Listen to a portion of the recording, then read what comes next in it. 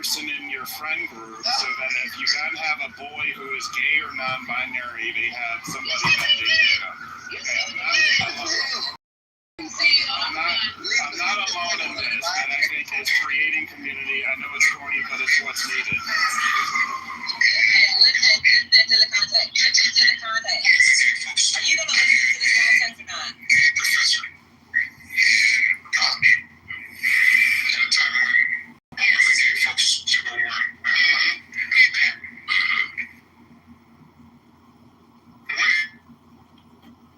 You need that person in your friend group so that you can have a boy who's gay or non-binary, right? And have somebody that they can go, okay, I'm not alone in this, right?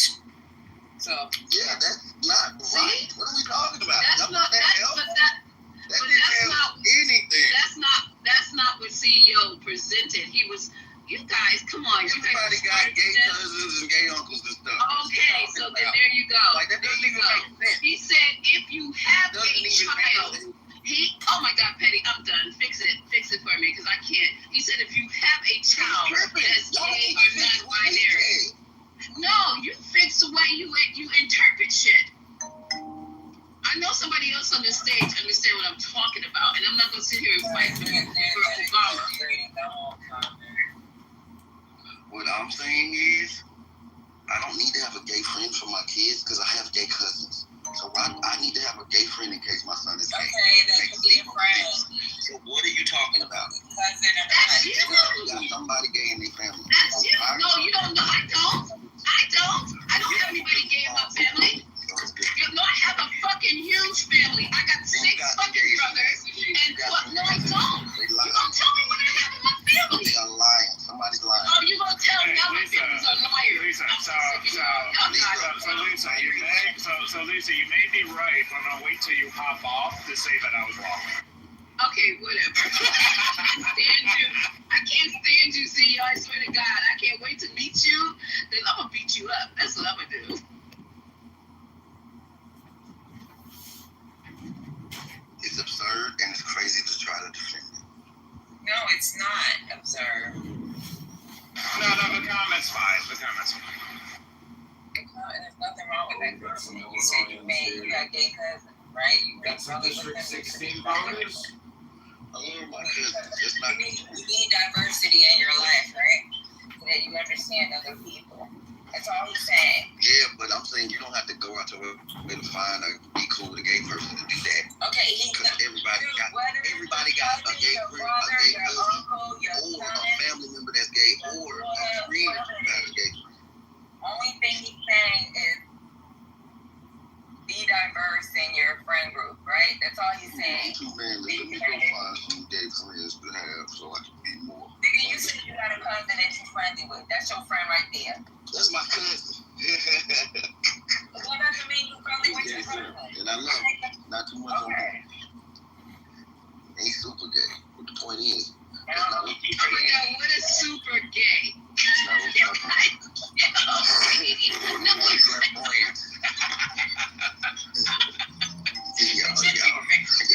Y'all be acting up. Super gay. I'm a gangster for time. And I'm just thinking of summer camp president. You show me a president at summer camp. That's how you sound, BT. What about when Joe Biden? Yeah, I know. No female contact for 10 years. And y'all don't say nothing about it. And it is a video He document. didn't do anything And inappropriate. didn't he kiss somebody too? And y'all never say anything about it. But y'all want to say something about the predator Trump and the other predators and all these other folks, but y'all leave him out. Just like y'all leave him out. There's no Like right now, y'all leave him out. Because all you can say about Biden. Listen. All you can say about Biden is it was non-conventional. That's all you can say. It was non-conventional. That's it. You refuse to hold your own accountable. And that's the issue. Sniffing hair is not having. I hate both of y'all. Sniffing hair is not having intercourse with children. Have a Sniffing hair is not having intercourse with children. I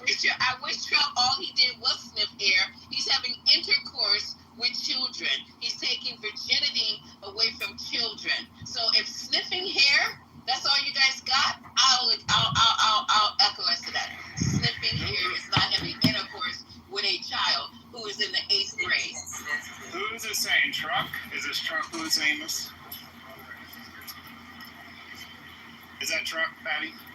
Or who is that? I think that was BT. Oh, okay, BT. So put okay, my bad. So put Trump on a creepy scale 1 to 10, and put Biden on a creepy scale 1 to 10. How do you rate them? Both a 10. Yeah, that's ridiculous. He's being dishonest. He really is being dishonest. Y'all are. Like, what are we doing right now? People are being dishonest. He don't say sniffing. You're saying sniffing hair equates as a 10, while Trump is putting his penis in an 8th grader. I think somebody who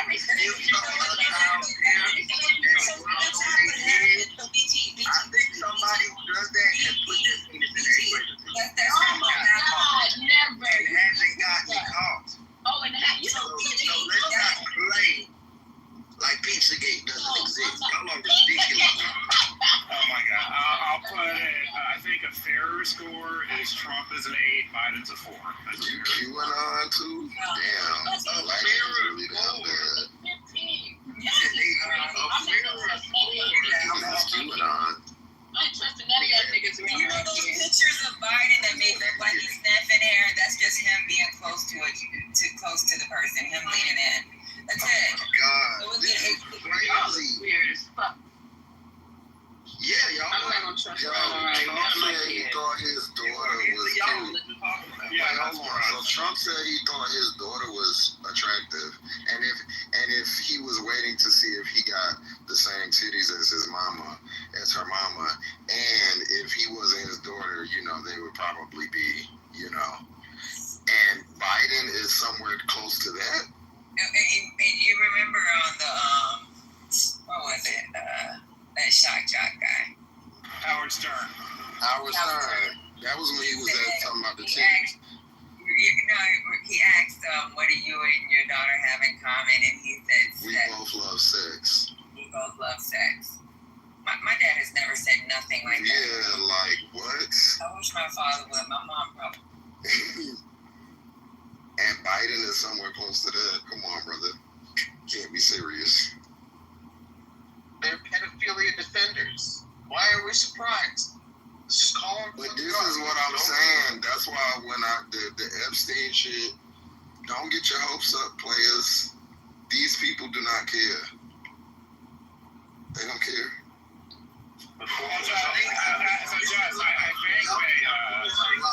So let me speak. Y'all don't agree. So y'all It's like, no, we care about I children. think what Now now it's like, oh, well, we don't care if children are getting the fucked by is y'all don't give a damn about specifically Biden. the Y'all president. back to Trump. We know Trump nasty.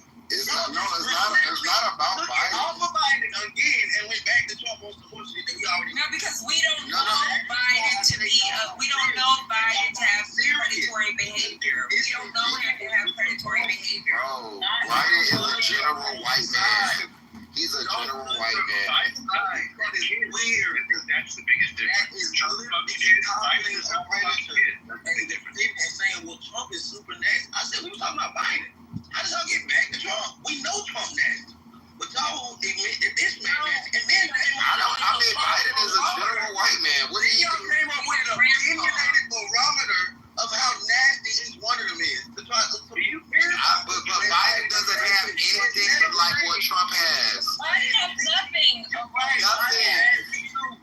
He doesn't even have no cheating allegations. He's not even nasty like that. No, Just, you just gotta get to people where they're at. Whatever they tell you, just say, well, at least Biden does not fuck kids. That's it. That's all you got. But the thing is, here's the thing. I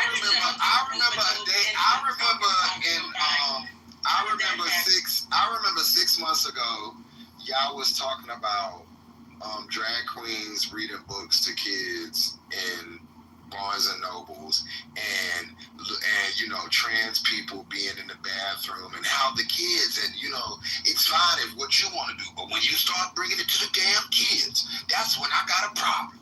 And and now it's we already know Trump is nasty. We already, like, everything is movable with y'all niggas. I remember maybe about the same 6 months ago, it was like, oh, I stand up, I don't play with the kids and all. Now y'all just don't care, bro. Where is y'all scruples? Is anything gonna stick? Is it gonna be a point where y'all gonna say, all right, that's a damn enough. I can't be rocking with this. Everything can't just be up in the air. And y'all niggas got kids. Is this the example? These are probably the type of people they have around their children. So they're used to this shit. You know how you got your blinders on because it's become part of your life. Yeah, So okay. y'all cannot keep trying to do it. What about is, I mean, we're talking about something direct. It's weird, it's biased, and it's not cool. Y'all as black people should be ashamed of this. There is no whataboutism because there's nothing to what about when it comes to Biden. Those pictures have nothing to do with predatory behavior. There were photos taken. He's very, how the photo was taken just because. White man, like, I don't think he does nothing that no other old ass white man. Like, he's general. Like, y'all was better off on the racism talk, but now he's not really a weird motherfucker. He just don't do weird shit. He'll fall off a bike, he'll forget what he's saying, but y'all cannot compare a nasty creep who talks about going in little girl in the pageant under the guise of inspection to Biden. I don't know, man. Hold on. Let me play this clip real quick. At least Biden never fucked a kid. And we can say that. When your partner doesn't reply to messages or calls, stay calm. Open the locator app, insert.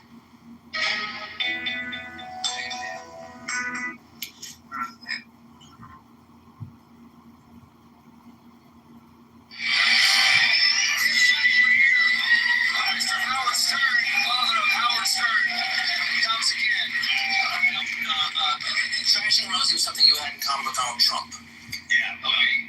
How many times did you... I don't want to play the actual clip of him saying.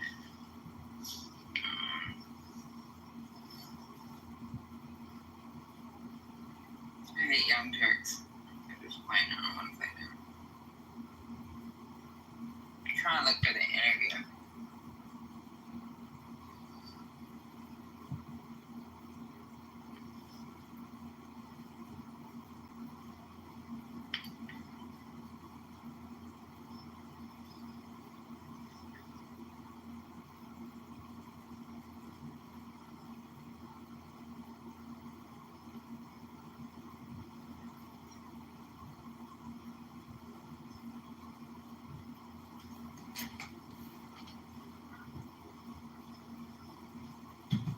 Hopefully it's saying another.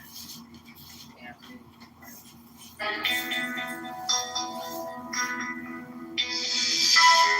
daughter's beautiful. She has a way. Your daughter, she's beautiful. She's a piece of ass. The last couple years ago, I was somebody, and she's like 21, and she's talking about, what are you doing? And she's studying algebra. So what? It's like, it was always embarrassing for me to walk in the studio. I'm 30, like a perfect age. So she has a life experience. She's 35.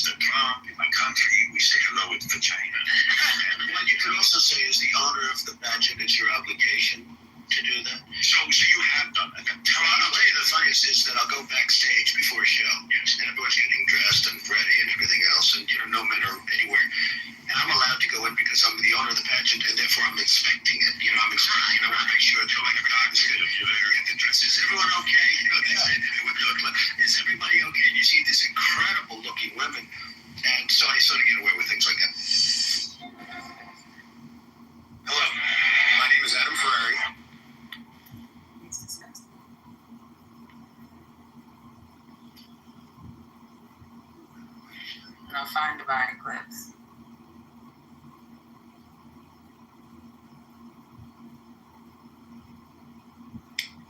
Okay, that's serious now.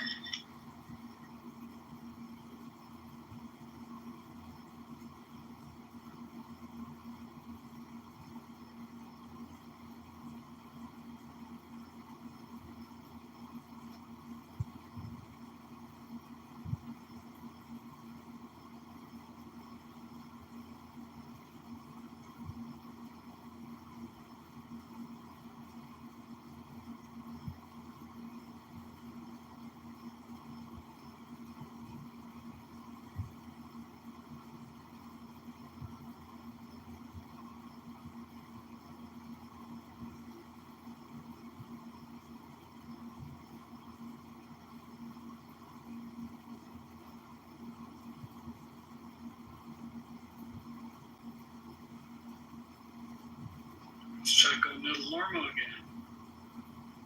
You want to withdraw your statement on Norma? No, Norma.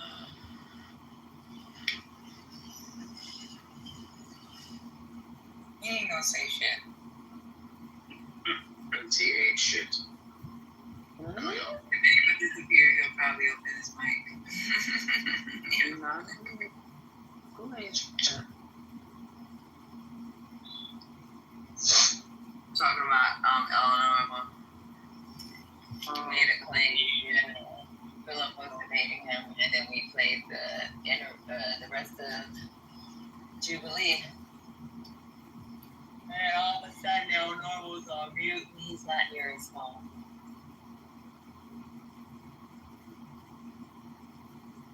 To come back to the comments, or at least to fight back. Fight back, Eleanor Mouth. I guess you win, Emperor. What was your times? My claim was there is general unanimity in economic profession against broad-based tariffs, and the tariffs generally reduce economic welfare. Abnormal was pushing back on that claim, saying that there is diversity of opinion in economic profession.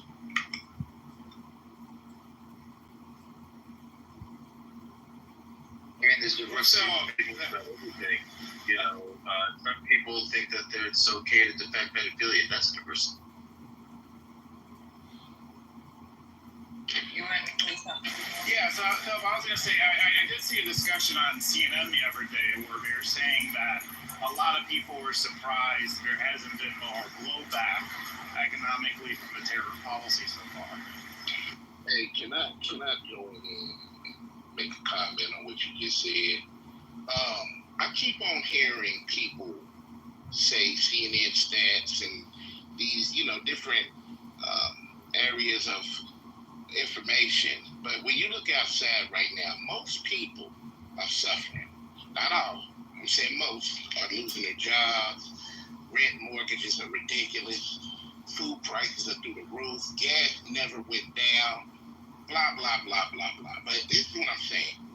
We keep going by these so-called data polls from CNN, MSNBC, Fox, all these different media platforms giving these statistics, and I think most people on this platform, if we're going to be honest, know inflation is unbearable.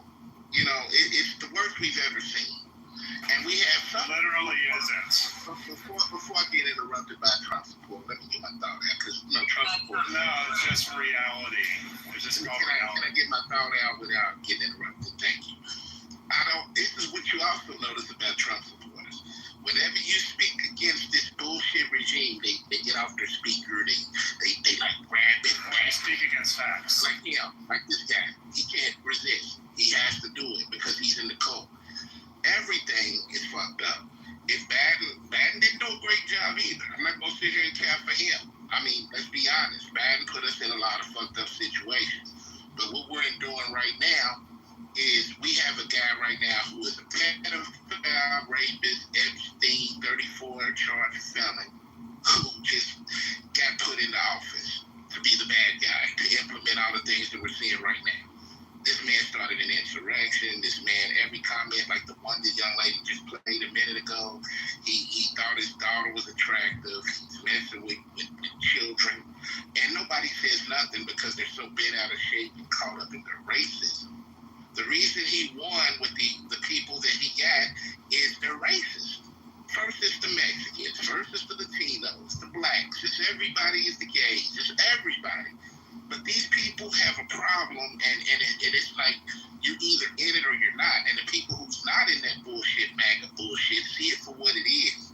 It's a hate-mongering system that literally is hurting even their own constituents. Even some of the MAGA supporters are jumping off board right now because they know this dude is a rapist. They know this dude was at the Epstein shit, trying to cover the foul up and trying to divert your attention with the Obama shit, he hasn't even been president for what, how long now? And you bringing him back up, yet you was keying it up with him at Jimmy Carter's funeral. But now you need a play. I need somebody to throw the blame on. Sleepy Joe. He ain't president no more. We can't blame Sleepy Joe no more. We can't blame Obama no more. We have to blame who's in office. We have to blame this regime. See, his thing is to divert you with some bullshit. You know what I'm saying? Looking for investigations of Martin Luther King. Man, nobody asked for that shit. We want to fucking know, are you a pedophile? Yes, you are. Are you a felon? Yes, you are. Do you know what the fuck you're doing? No, you don't. I got a bullet point list right now of every fucking thing he's done wrong in this country. I'm not gonna read it right now, but upon request I can do so.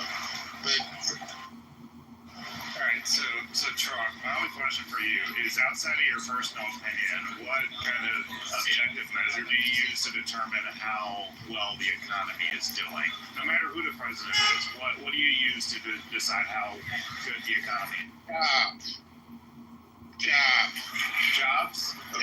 The jobs are at the lowest point ever. They're cutting federal jobs. They're cutting jobs everywhere. So if we're going off just, hold on, let me say it. You asked me a question.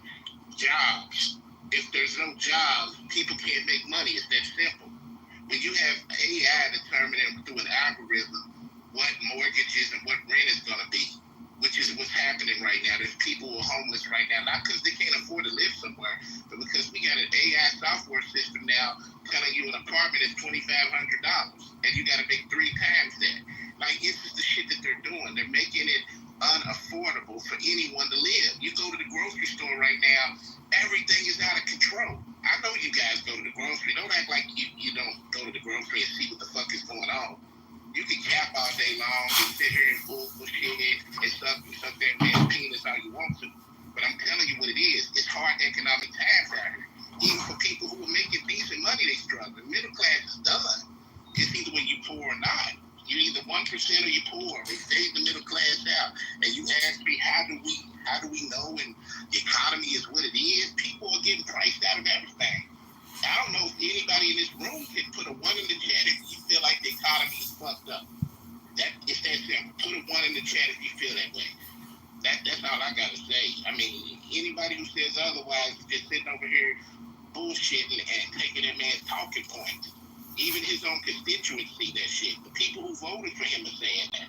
But here we got some people hanging on just because he got them in a trance. He got y'all hypnotized. He got y'all in drinking the Kool-Aid like that dude Jim Jones did with the Kool-Aid. Y'all got it.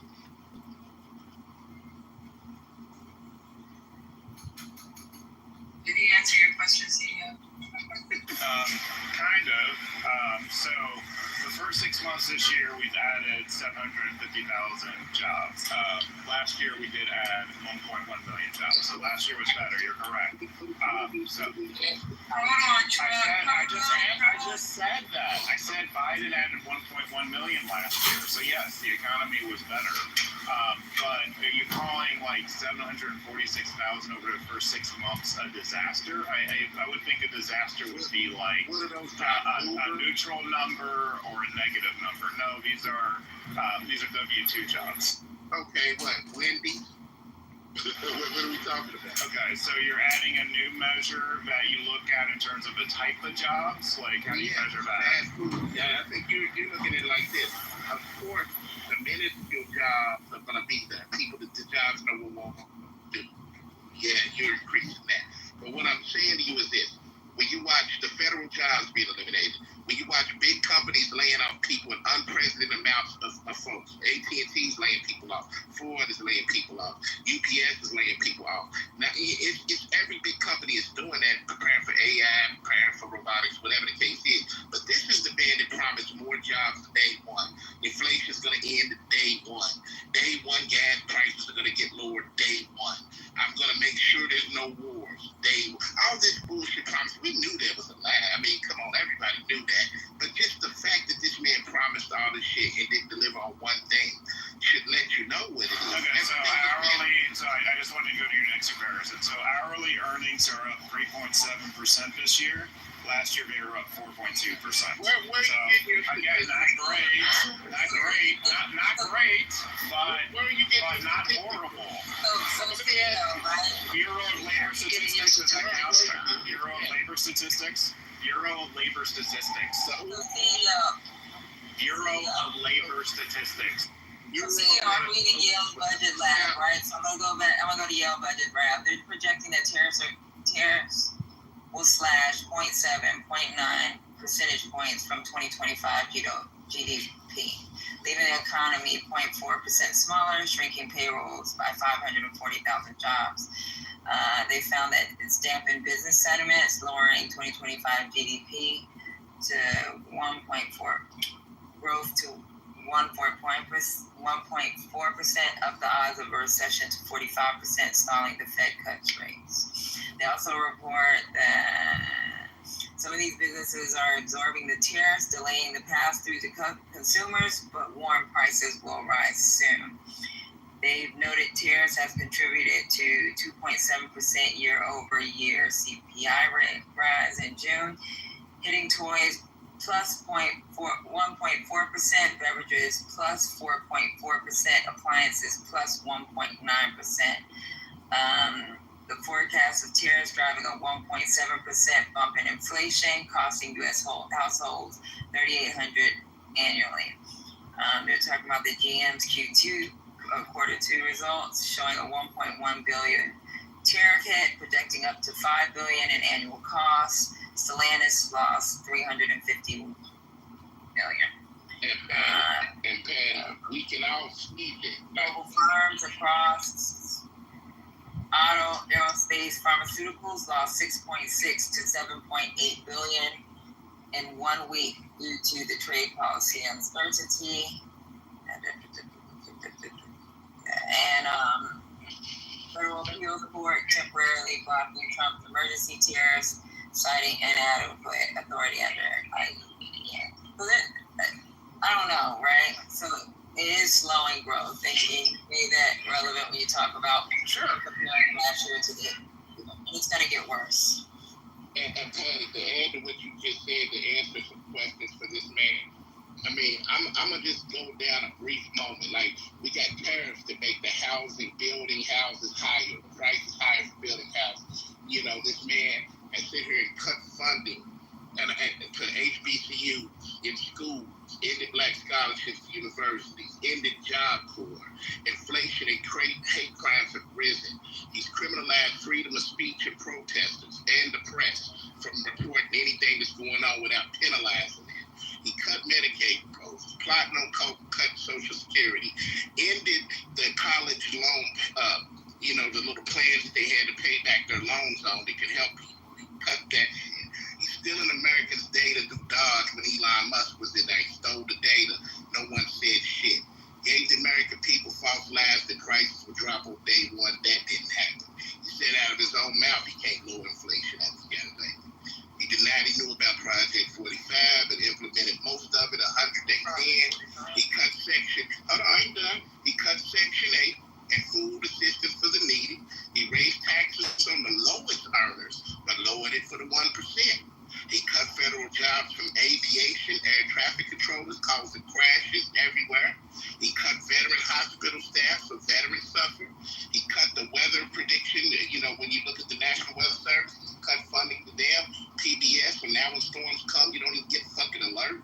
FEMA is damn near decimated. It took 4 months to even try to come to Kentucky, which is one state. It took 4 months, and people still aren't getting sick. want to know.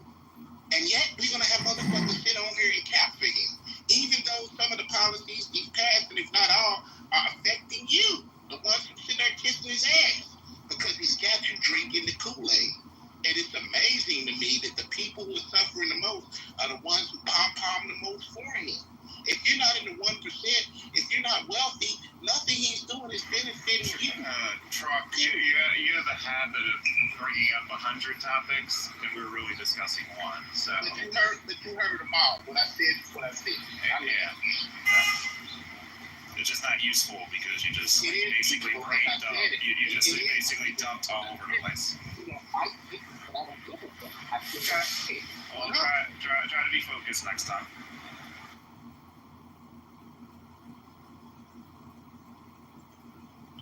What's the Muhammad Ali are you talking about? Like, I feel like a butterfly and I sting like a bee, bitch. I ain't talking about, you know what I mean? Get off my dick. How about that, bitch ass nigga? Next topic. Yeah, you did. Blah, blah, blah, blah, blah, blah. I got it. You can't focus on one topic. I got it. Okay. I'll know for next time. You got it.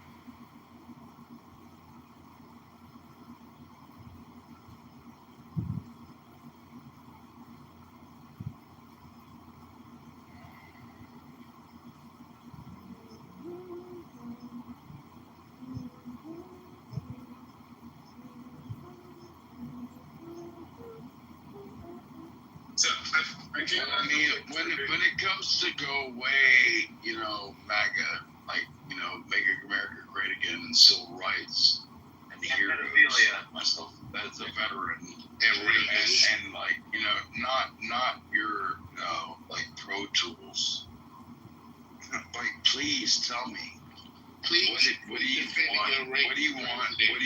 What do you want out of American children? I want to know how to break that up.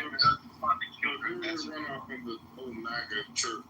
Hey, Dr. AG, I was rude earlier. I had to get between. I read your comments about Japan. You are aware that those foreign investments were long-standing, and it's been before the immigration. So this is a projection, right? And they've been investing before this 2025. So let's not. Saving. No, right, so Trump is just using that as a talking point, and it's just not. I think the thing most of you MAGA supporters, if you just admit that you don't like people of color, and I respect that more than you keeping on capping for all the bullshit he's doing in this fucking country. Just admit the reason you like him is he hates people of color. Dude, who are you referring to? You don't have any other reason to support Trump. Real quick, Dr. AG, you asked me a question earlier. I had to go to a meeting. I just came back so you could finish that question. So, unless y'all want to argue about MAGA stuff. What was the question? I mean, I was just asking to whom he was referring to. I'm talking about the back door's open early in the morning, I see. Honestly, I mean, you gotta give Trump some grace. I've been a Democrat since '93, so I mean, I'm kind of either party. I don't support either party. I think both of them are full of shit, to be honest. But I'm gonna break it down like this. I'm gonna call it like I see it. You don't, man. You don't need to talk right now. You don't need to talk right now. Other people are trying to talk. Other people are trying to talk. Trent was trying to go ahead, because I think Dr. AG is busy right now. So go ahead and what was the question? I don't know what Dr. AG's question was. If she's busy, that's not a big deal. I ain't trying to interrupt y'all. Go ahead. What was the point of you putting about the $550 or the $500 billion investment? I mean, this is. No, well, I think so 50%. I think that was the deal that was made under Trump. That's not a deal that was made. That didn't come from. There's a 15% tariff on cars and rice, which I actually think is good, and includes some food. Actually, there's $217 trillion coming into America because of Trump, but I don't really like it. Japanese have always been investing in the United States. To be honest with y'all, without the The Japanese have always been investing in the U.S., so it's not. Just to CEO's earlier point, and kind of the trucks too. The problem with job creation is going to be AI. I think somebody mentioned Ford. Ford hasn't had a massive layoff, but there was a layoff, particularly in the EV sector. Some of it had to electric vehicles and $270 trillion is what I did say.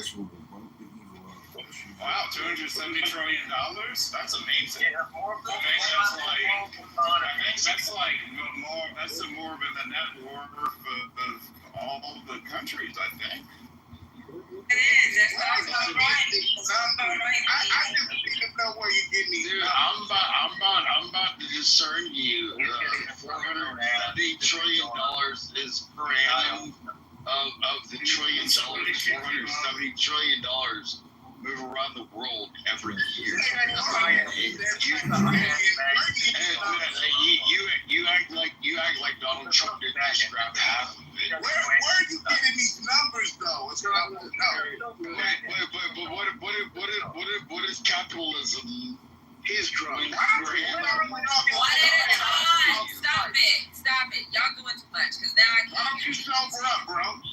Yeah, I mean, then why do you think I'm so drunk that I said $400 You don't know what the fuck you're talking about. You're slobbering. Hey, okay, guess what? We're going to the game. I didn't stutter. To be quiet. Who's off mic? Let me see your news. Go ahead and make your statement. One more person come off mic, you're gonna fucking get dropped. I'm tired. I tried CEO's intelligence, Emperor's intelligent, Dark is intelligent, but if you're gonna have drunks on the stage talking about trillions of dollars, I don't have time to do it. Truck. I'm not doing this with y'all today.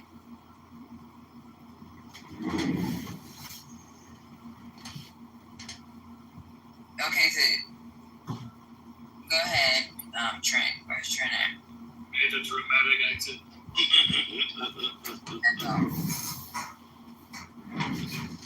Now, what you have to say, sir, about these trillions of dollars that? I don't think he's alive anymore. He's too busy talking to his liver. Imagine Trent being offended by somebody else being so drunk. You know, what amazes me is when y'all come with these statistics and y'all can't even quote where you get them from. Y'all pull it out the side of your neck. I mean, it's hilarious. No, the one I pulled came from the Yale budget. No, I'm not talking about you. Yours is accurate. I'm talking about this 467 trillion shit that I'm hearing. Oh, I'm sorry.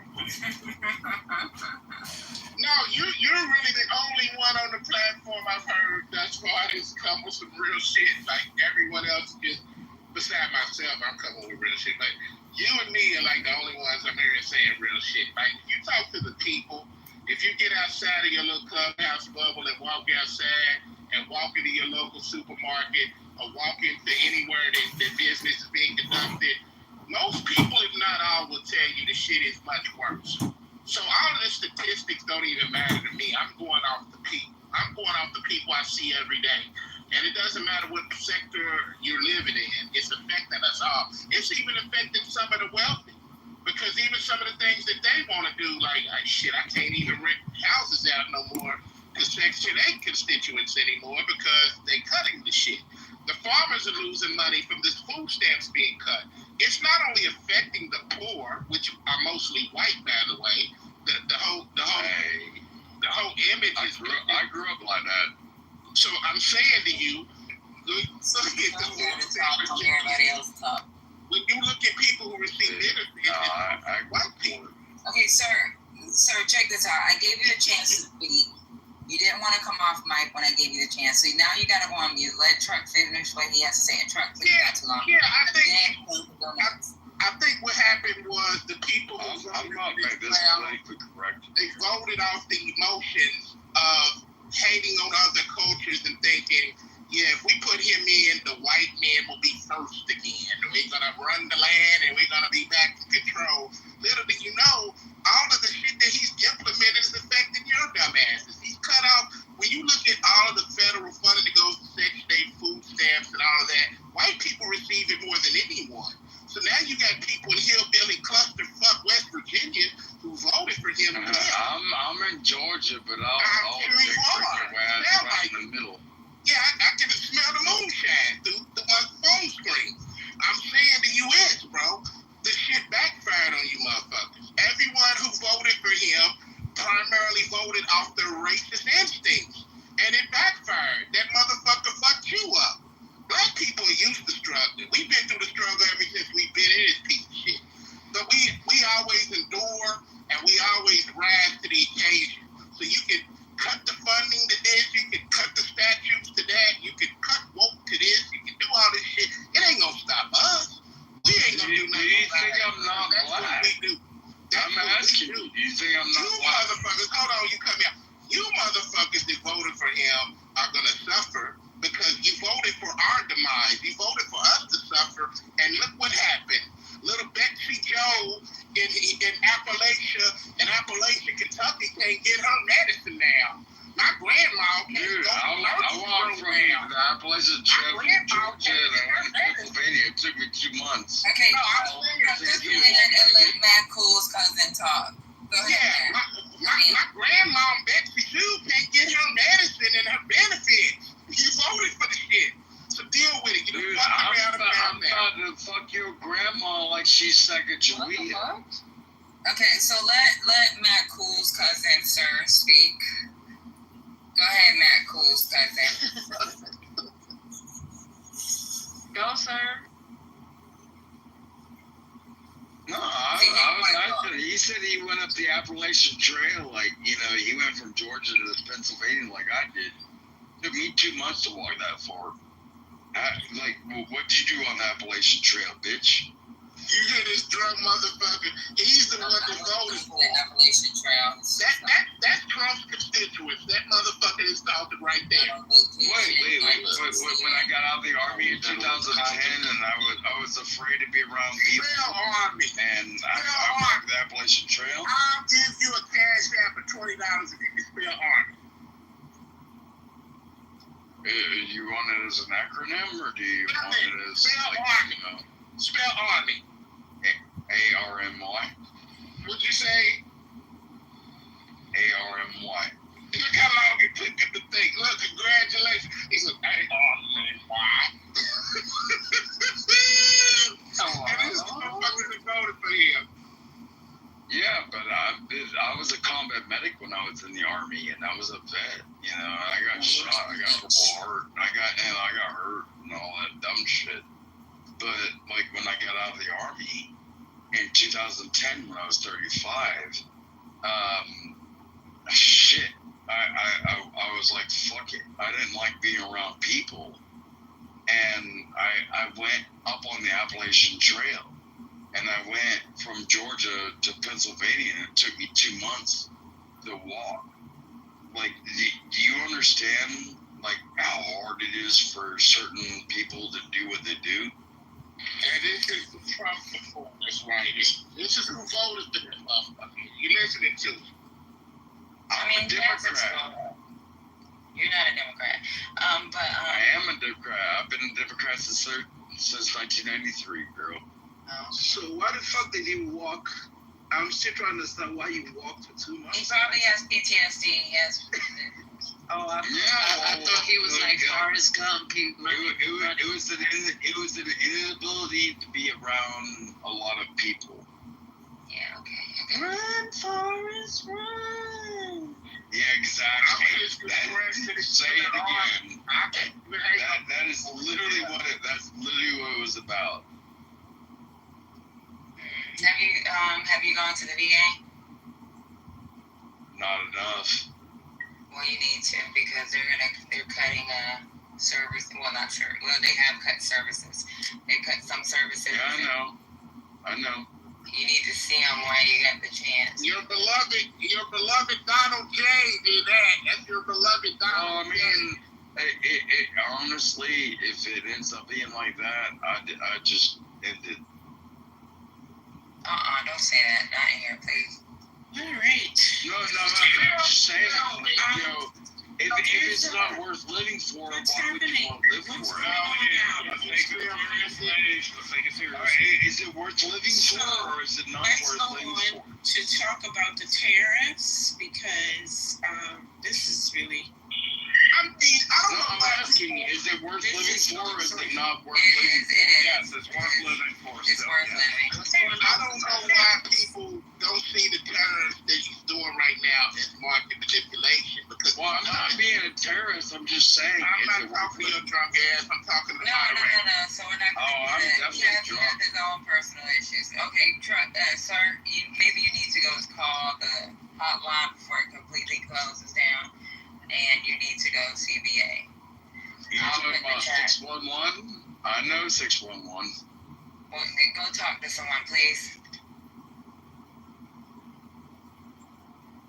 Yeah, I don't think it's meant for you to be walking I don't know why from West Virginia to Pennsylvania even alone without contact because you don't want to be alone. I was just talking about how long it took me to walk from Georgia to go to Pennsylvania. How long would it take you to walk to the? How long would it take you to walk We don't care right this moment. You need to go get some help. You ain't gonna get it on this stage. We ain't got it. We're not mental health professionals. Let's get back to the tariff. All I want to say about the tariffs is, I feel like he's actually doing market manipulation. Because if you notice, he'll claim he's going to implement. Tax your ass. There he goes. Okay. He'll claim he's going to implement tariffs. I'm not trying to hurt you, but I'm putting you in the go, okay? I'm bringing you down to the ground, okay? Because we're trying to have a conversation, and I think you need to get help. This ain't it. This app ain't it for you. Okay? No, I feel like the market manipulation happens when he says he's going to do a tariff on a certain country by a certain date. And you notice when he announces it, the stocks go down. Then when he says, I decided not to do it right now, we're going to push it down the road to another date, it goes back up. So what happens is people hear him say, we're going to put tariffs on this country here, stocks go down. They play in the whole stock market game. And then when it goes back up, it gains off him saying, I'm going to put tariffs on this person. Oh, I changed my mind. I'm going to do it August 1st. Oh, we decided we're going to go ahead and put a tariff again on there. Oh, we're going to push it down like 90 days. The more he keeps doing this shit, it's market manipulation.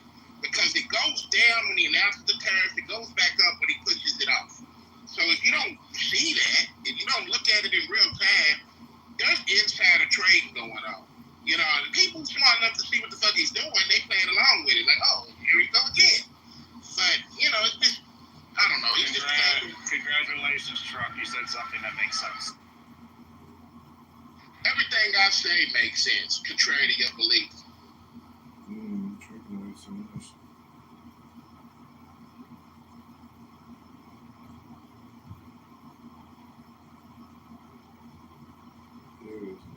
I mean, it probably is. I doubt it can be investigated. It's an official act. Adam Schiff was anonymous for listening as market manipulation. Definitely looks like one, and maybe they can investigate somebody around Trump, but probably not Trump.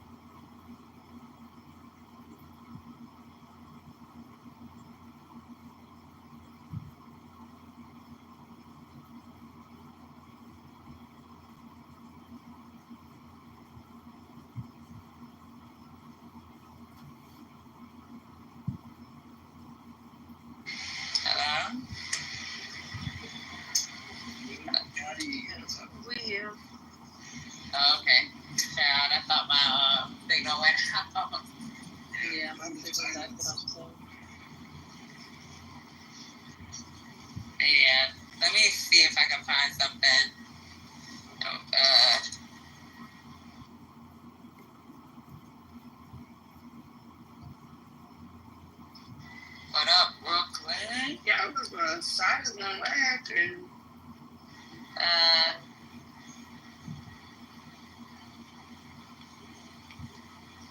was on silent. What happened? Y'all already You got here 2 minutes late. There was 2 guys who was acting up on the stage.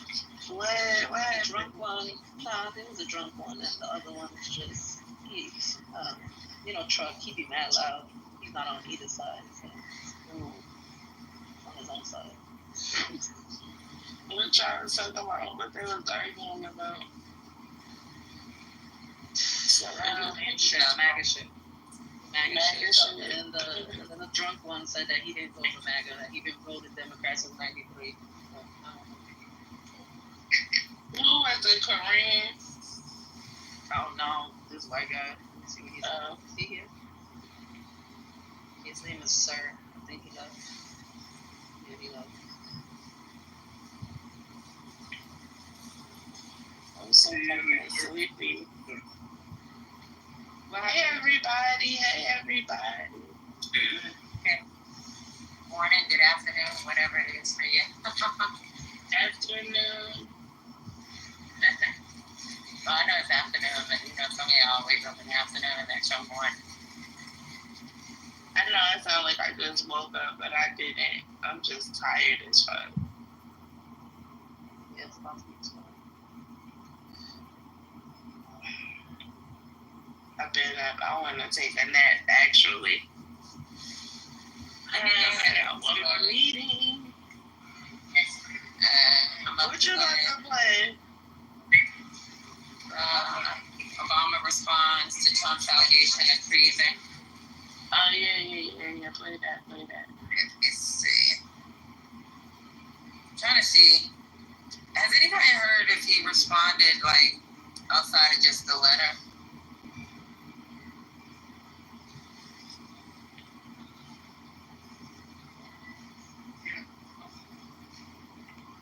No, I didn't even know he replied. Okay, let me go ahead and play this.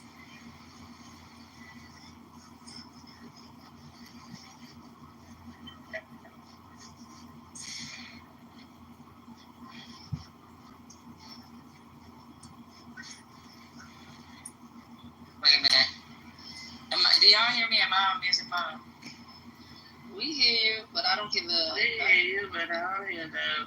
No. Yeah. Nothing. Quote, bizarre and, quote, ridiculous allegations Trump made against him in the Oval Office just hours ago. So here's some of what Trump said. The witch hunt that you should be talking about is they caught President Obama absolutely cold. Tulsi Gabbard. What they did to this country in 2016, starting in 2016, but going up to 2020 of the election. They tried to rig the election. We found absolutely, this isn't like evidence, this is like proof, irrefutable proof, that Obama was seditious, that Obama was trying to lead a coup. Right, trying to lead a coup. Now, usually anyone associated with Obama just ignores all that. They don't respond. But that is not what happened this time. Obama's spokesperson responded in part. And I quote, out of respect for the office of the presidency, our office does not normally dignify the constant nonsense and misinformation flowing out of this White House with a response. But these claims are outrageous enough to merit one. These bizarre allegations are ridiculous and a weak attempt at distraction. Jamal Simmons is out front now, and former Republican Governor of Minnesota, Tim Pawlenty. All right, I appreciate both of you very much. So, Jamal, look, this is a change to come from Team Obama. It's a spokesperson, okay, but it's a change. And to come out and to speak like that, bizarre allegations are ridiculous and a weak attempt at distraction. Now, Trump said that Obama was trying to stage a coup, so that's what caused this. But what do you think? How significant of a departure is this for Obama to actually say, okay, we're going to respond? First of all, pretty rigs that the man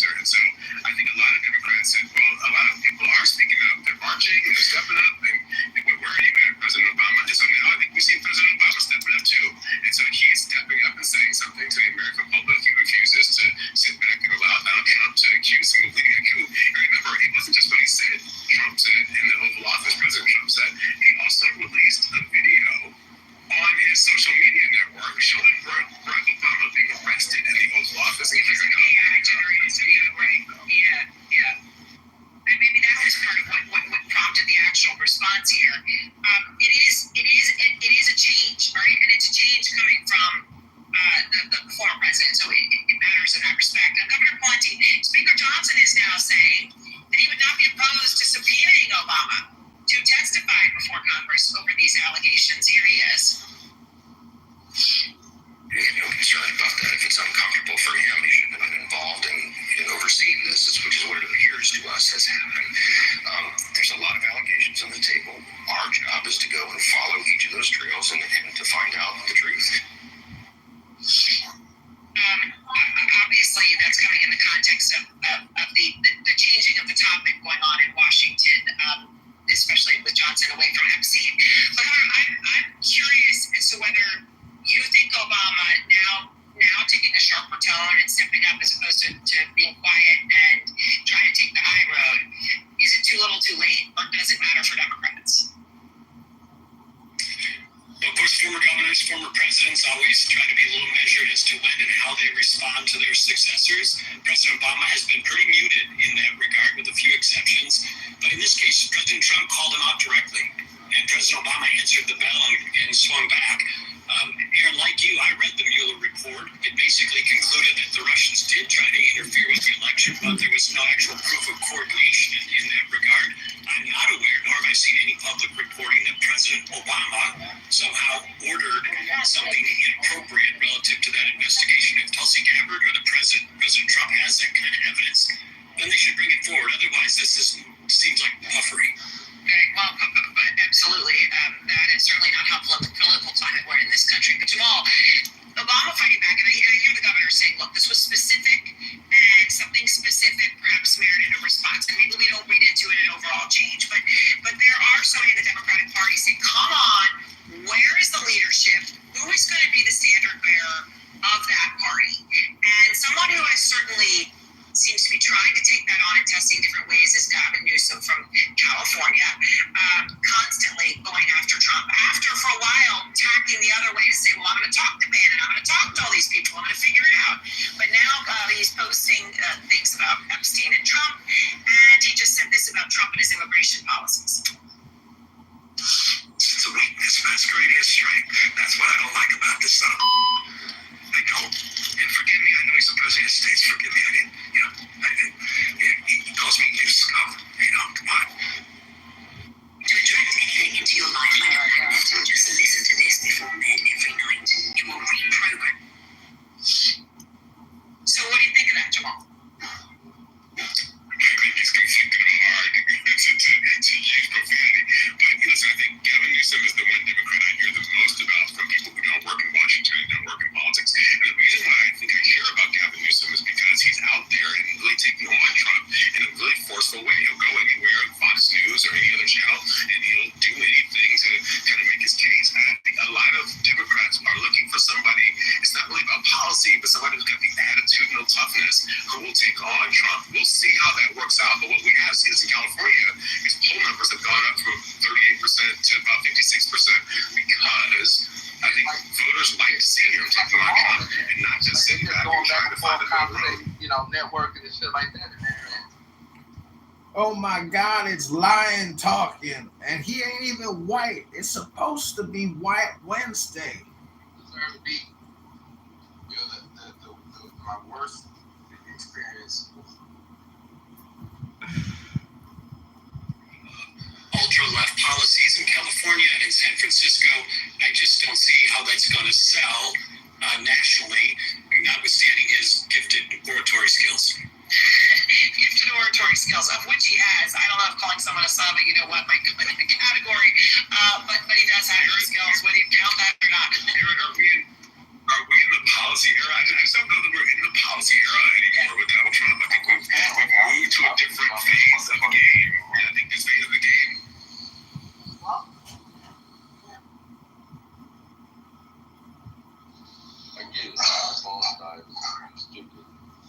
Sir, you're not stupid. You're a genius. Sir. That's not what she said. What did she say, sir? Bro. I love my mom. Look at you. Man, just be hitting on me. I'm the most deepest on the side. So go listen to that, bro. Hola, chica. Hey, who you calling nigga? ¿Qué pasa, chica, baby?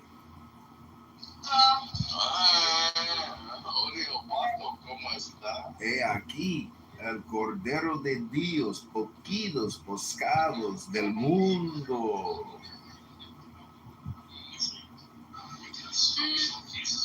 Tell your wife I said hello. No, she doesn't want to speak to you. Why not? Because you're bitch. Why am I bitch? Because I'm the Why am I the bitch? What are you talking about? Because you are culo. What? How am I the bitch, motherfucker? You bitch ass nigga. I fuck you. You fucking Haitian motherfucker. You fucking Haitian bitch nigga. I fuck you too. Yeah, mama bitch. You fucking Haitian motherfucker. Bitch. Yeah, your ancestors bitch. I fuck you. Fuck you harder, motherfucker. Dude, I lick my nuts.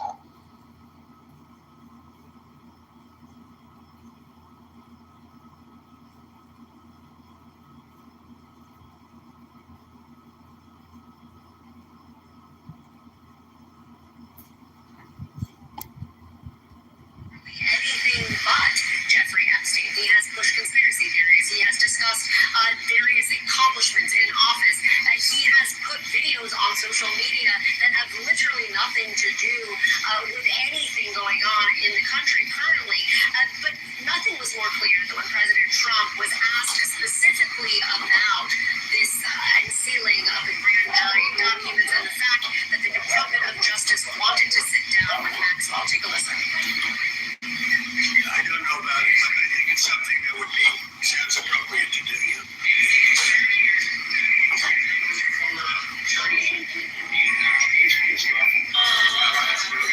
The witch hunt that you should be talking about is they caught President Obama absolutely cold, Tulsi Gabbard. What they did to this country in 2016, starting in 2016, but going up to 2020 of the election.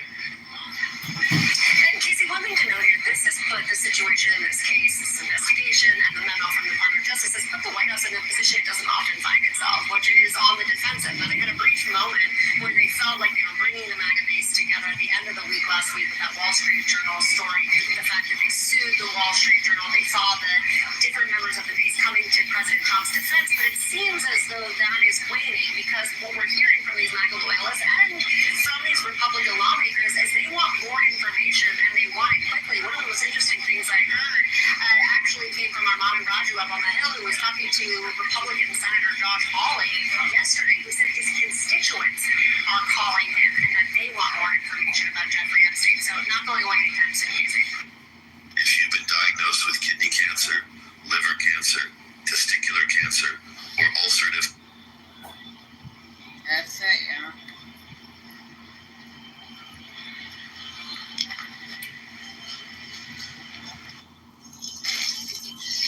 This is crazy. He's trying to figure out what the fuck, because they keep saying Obama got caught red-handed. Obama got caught. What the fuck Obama got caught doing, number one? Nothing. And number two, then your president get all of that shit thrown out. Like, ain't he exempt from being prosecuted for anything? Correct. So what the fuck is y'all? Are y'all retarded for real? Like that cool? I know something wrong with your brain, but for you not to understand what's going on here means that you are stupid for real. Like, wait, man. Other way. Brooklyn, Matt Cool is saying that Obama's gonna get prosecuted. He said he got caught red. He said Obama got caught red-handed. I'm like, got caught red-handed doing what? Doing what, man? Could you come up and explain it? Like, cause I gotta understand what exactly it is that y'all saw that was red-handed, because I don't see it. And maybe I'm overlooking it. So can you explain it? Because I really want to know. Matt speaks the mystic art of stupidity. I mean, you gotta give him a chance. Maybe it's something he can bring up, and then we can all evaluate what he. Yeah, that's what I'm trying to really get to the bottom of. I want to know what it is exactly. because Matt P came up here with a news press release. Nobody has came up here with anything that's showing that he got caught red-handed. Undermining a sitting president. That's what he says. Really, Matt? Okay. Instead of doing all the chatter in the chat, come up and explain it. But that's it's not all truthfulness, though. It's all there. That's the typical delusional. Was Trump sitting at the time, though? Was he the sitting president at the time? Supposedly. I don't remember that. I thought this was in 2016. Yeah, he's saying that this happened in 2016, but he won that election. I'm so confused. Oh, this was the one where we was yeah, he wasn't sitting trying president. to figure out. He wasn't sitting president. I don't get it.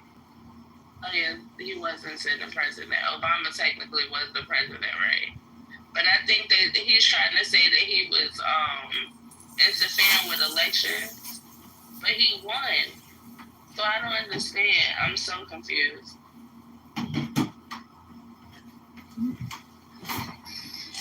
Here's another thing. If it was all there, like Donald Trump, like you said, Brooklyn, he won the 2016 election. It was his Department of Justice. It literally was pretty much his government. This did not come out then. Like the claims were all there, all unsubstantiated. And here we are again in 2025 with these unsubstantiated claims that these crazies like Matt Cool claim it's all there. But yet and still we haven't seen jack shit. That's why I come up and explain it, because maybe there's something that he saw, something he read, that he could share with us that may not be in the document. You know there is. Stop playing, Patty. You know there ain't. Stop playing. Look, I can't cuss and yell outside right now. So this is the best time to do it. Isn't this supposed to be a personal carry date with Patty? Oh, yeah. You know what? No, you keep using that name. Oh, okay. All right. You know what? He won the election. The only thing that they even discovered in that investigation was that Russia was trying to interfere with the phone, what do they call it? The social media phone. Multiple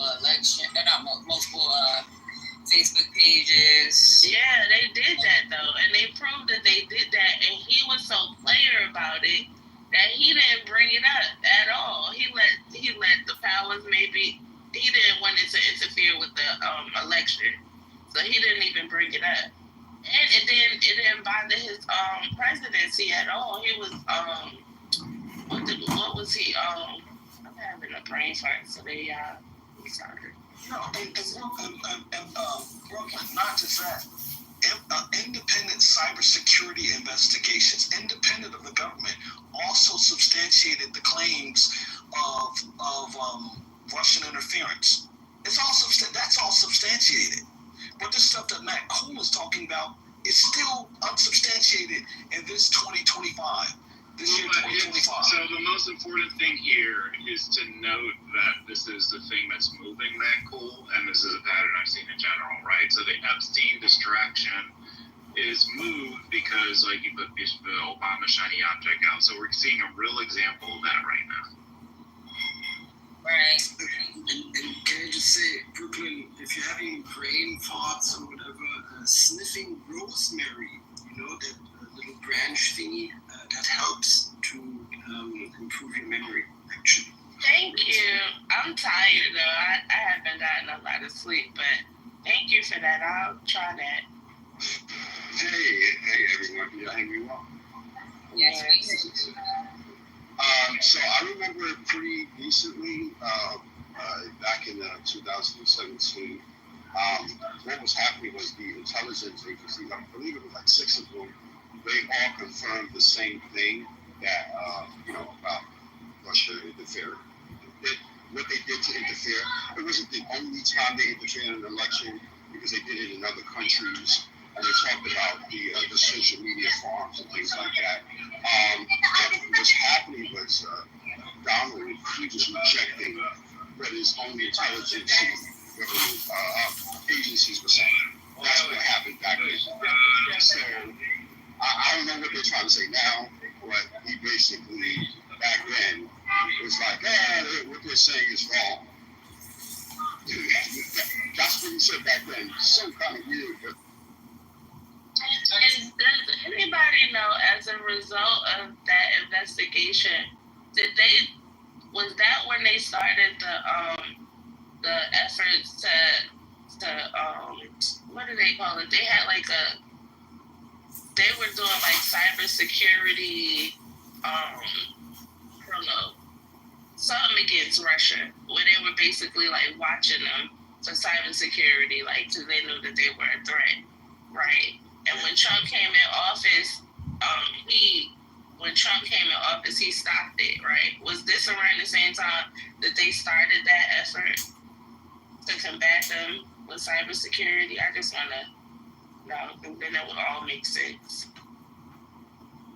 No, well, listen. So Brooklyn, during that time, right? The United States, like the intelligence agencies, and and the folks responsible kind of on the cybersecurity side, they were like things were dialed up, in their campaign to stop the Russian hacking interference, and subsequently, like what happened after too was like further inspection of the voting.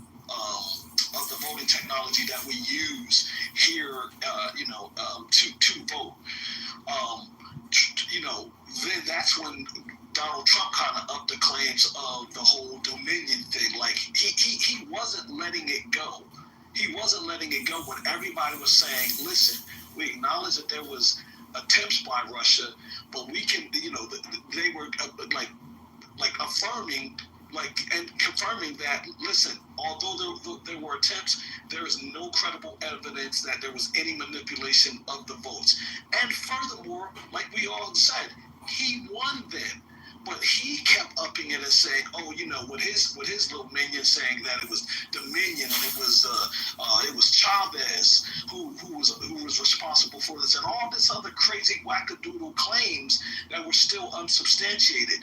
And it wasn't like he was trying to turn it down. It was just that he kept turning it to something else, to the point the CEO is making too. It was always something else. And in this case, he knows, like Epstein is like the hot topic, and he keeps trying to throw, and if you noticed yesterday, he was like, well, Tulsi Gabbard. He was like, Tulsi Gabbard, it's all there.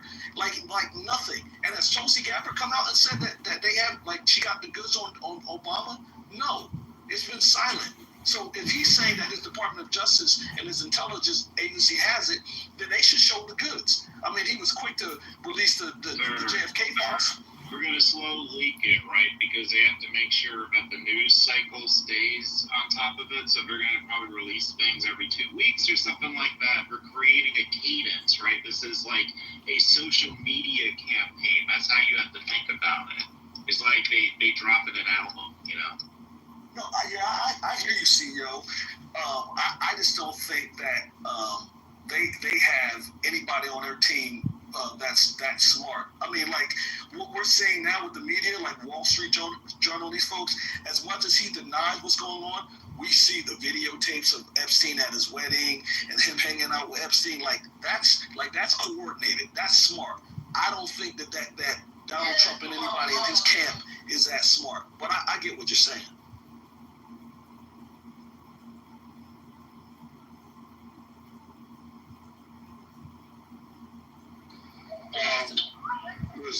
Is there any evidence that was produced that Russia actually interfered in any real election? No, let me say that correctly. That they actually attacked voting machines or anything? No, there was never. Right. Okay, gotcha. It's about influence, not like actual right. And yeah, that's what I've always thought about what they were doing. Basically creating these farms, influence people. which was very divisive, which is how they were getting people to vote the way they would like. Or suppressing people from voting royal. Right. Yep, it was a whole social media. It was like, the attack, was a social attack. It was changing the hearts and minds of the electorate, or finding ways to suppress voting, and it was all done through social media campaigns, and all that stuff was outed. Like, the paying of bots and folks to get on social media and make negative claims against Hillary Clinton and against the Democratic Party and all that stuff. So that's where the biggest fights were. But as far as attacking the voting infrastructure, no. I mean, what it did do is spur us to put in, tighten up controls and look at vulnerabilities in the voting systems. But there was no proof that the voting systems had been hacked. Which is something that's probably always going to be hard to fight, really the social aspect of it, because, bots and things like that, what is anybody supposed to do about that? Is there an actual crime? Probably not. Not that I know of, but it is maybe a little area can tell me something different. So, because I can go on there, create bots to say all kind of sorts of things to make people divide, cause conflict, and make them not want to vote or vote a particular way. So I think that's probably something that Russia feels safe on doing, and there's nothing you can do about it.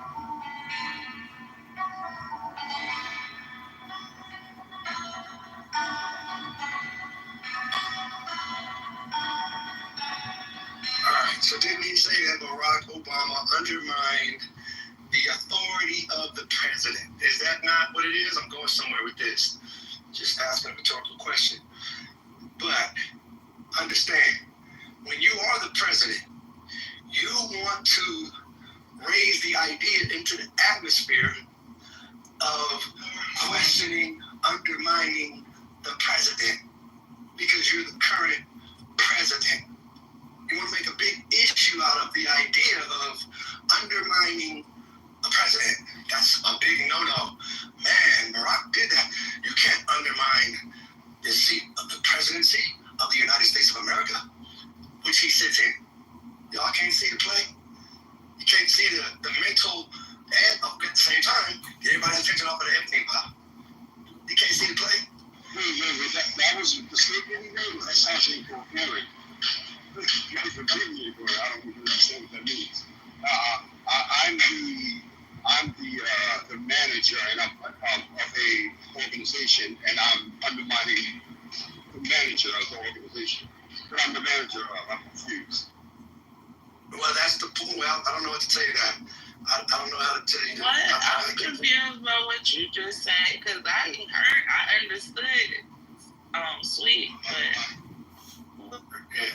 I can't explain somebody else's. No, but you said that Donald Trump said that Barack Obama, when he was the president, was undermining the presidential office or the presidency. I'm confused by that. I don't understand. Yeah, I can't. What he's saying is that Donald Trump is trying to distract the people. That's basically what Sweet is saying. And yes, Sweet, we see it, and I think that you're really asking the MAGAs that question. They don't see it though.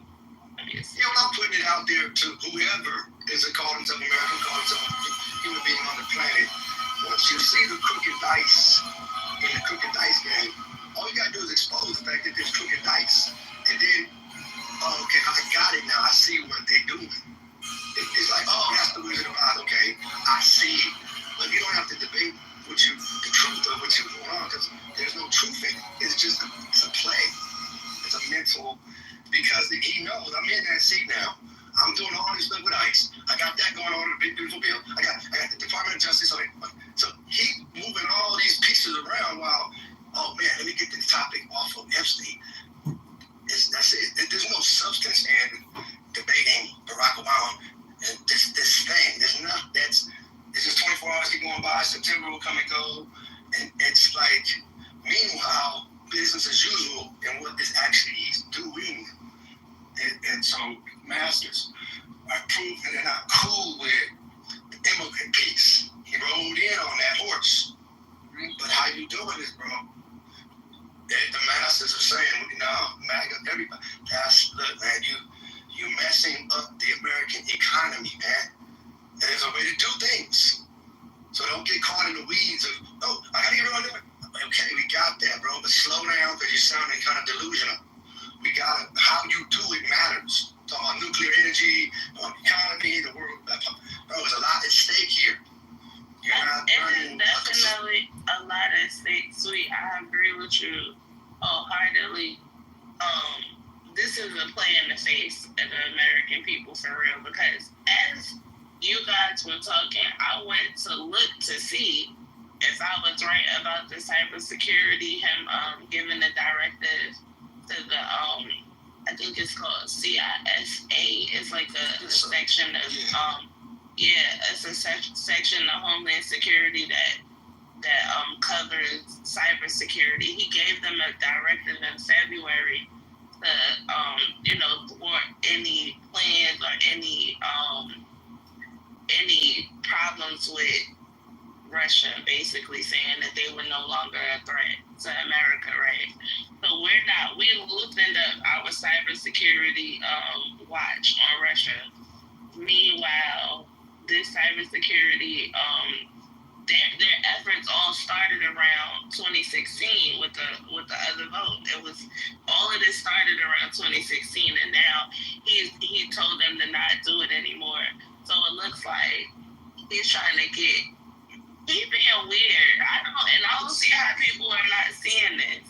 Brooklyn, now I know what you meant. You're talking about now on his second term. Did he loosen he loosened like any monitoring of cyber thing? Yeah, you're absolutely right, because when right after, and I was having this argument with like Manfinity about it. He actually is crippling CISA, and just so for those who don't know, like when there are major cyber attacks and vulnerabilities and corporate infrastructure and things like that, is CISA, which is like the advisory for like to tell corporations and to tell the government like, hey, you need to upgrade and patch because we're seeing credible threats of these types of cyber attacks. He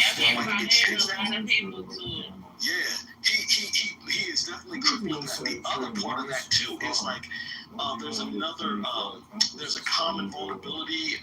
It's called the CVE. Like a lot of us in cybersecurity, we utilize this public service, this public and private like donations to run this organization, and they track all the cybersecurity and vulnerabilities in software. He literally, like, there was a couple months ago where he had pulled funding for them. They could not run and operate. Like, so if you needed any information on a vulnerability, you couldn't get it because he's been pulling back like all of these things that keep us safe. It's so weird what he's doing right now. Well, look at FEMA.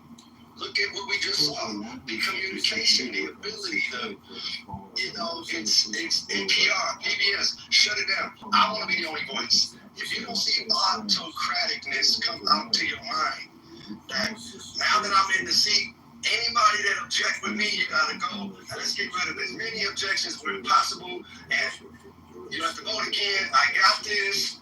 And dismantling this Constitution, packaging it or something, and to the degree that the Department of Justice, to the degree that the law, the system, will allow it, he understands that, or people behind him understand it. When that was dry, he's sitting in a seat, he's a figurehead, really, but there's a lot pushing him, there's a lot backing him, there's a lot that's tied to what he does. And when he feels, ooh, that's not working, he backpedals. But as long as he feels, ooh, ain't nobody seeing it, okay, cool, let's keep the Wizard of Oz tricks going. As long as they know, but as soon as they do, oh, damn, deflect, hurry up and deflect, because they getting close to you, man. Hey, MLK. Barack Obama. It raise up stuff that really sparks your base at the core, beyond the mindset. Like, core of your base. I got a question real quick. little speech in the, I guess he was in the Oval, wherever he was at, with the people from Philippines, right? And he was like, we moved some stuff out of the basement. We got the Declaration of Independence here. They had it hidden away. I remember going to DC and seeing the Declaration of Independence, and it was for the public to see, like it was out in the glass for the public. You know what I mean? So what exactly is he trying to insinuate? Like, I'm a real president. I'm a real president. I really love America. These other presidents before me, they didn't. But when he took it and put it in the Oval, that's what he did. He took it because it wasn't hidden. It wasn't hidden from anybody. Yeah, he said he got it from the basement. He said he dusted it off. It was on the. He made it seem like it was way hidden somewhere. Yeah, I mean, he know how to say stuff, and he knows he's in a position nobody can come fact check it. Nobody's gonna spend the rest of their life on that point. That's what he's a master at. Put it out there, and then be like, why are you talking about that? Because you put it out there. You know, so but. A lot of it is like the ability to just sidestep that. Back to what we really talking about, sir. You know, Mr. President, the seat of the presidency. So it's, you know, that seat carries a lot of weight, like a lot of seats on this planet, you know, but at the end of the day, what are you doing in the seat? That's what's going to be the judgment. That's the judge right there is. You know, the doingness is not that we, if you notice in this presidency, since this time around, time 2.0 here, it's, well, you hear his pundits talk like this. Well, you say the president doesn't have the power to do that? How many times have you heard that? You say the president has the power to do this? It's his cabinet. He can find that person. He's pressing that on him. Like, so he just, because he can do it, don't say that. Don't question the efficacy, the efficiency of doing it. Because I'm president. That's back to the autocraticness. That's back to the dictatorness of the thing. It's like, which totally is in a different spirit than what people were buying into the last 200 years in this thing called America. Like, of the people, by the people, for the people, even defining who is the people. Okay, yes, black folks, now you consider the people too. At first, no, 1790, you ain't part of the people we talking about. And they, it's for sure, definitely one part of the people. So this is what is coming down. Like, a lot of it is who gets to vote. Remember the two women that got all that money from him. We were talking about voting. And it put all that pressure, all that was on those two ladies, like we was doing a job counting these votes. You remember that? Like, and they were scared to come out the damn house, like, and the threats, and that's how serious it's about. That's why the redistricting, because the only thing that allows them to do anything is supposedly, you know, electoral college and the votes, and well, the people voted me in a mandate. I can do whatever I want. I'm president. Don't question the authority of the president. What are you doing? You're anti-American. It's all of that play. Hey, don't question me. You eyeball me. I'm doing this. Hey, I'm running. You don't know what you did. You're too stupid to understand what's going on here. It's this kind of energy that mass like, no, slow down. Like, hold up. You can't just. And now I think babies is what's pushing it over the edge. Pedophilia and dealing with babies some kind of way is like, okay. If anything can bring you crashing down, keep playing with some babies, man, and hide the fact that you hanging out with people playing with babies and sexually molested. That's where, like, don't touch that. He know who we. People gonna connect some dots. So let's talk about Barack Obama again. Let's talk about MLK again. I mean, shit, let's talk about the Dodgers. Let's talk about anything. Like earthquakes. I don't know. Just don't talk about that. Because the people have proven across the planet to be very unrelenting about you playing with the babies, man. You're sexually abusing, having fun with, just grabbing them with, man, they can't defend themselves. Now you wake up a spiritual Jesus, suffer the little children to come out to me. Don't play with the children. The children is all we got, man. You create new systems, but you mess up all these babies. It's a wrap. There ain't nobody else coming that can do anything. And so when he told he told Washington State that he wasn't going to give them some funding, something for what? It was like for a stadium or something.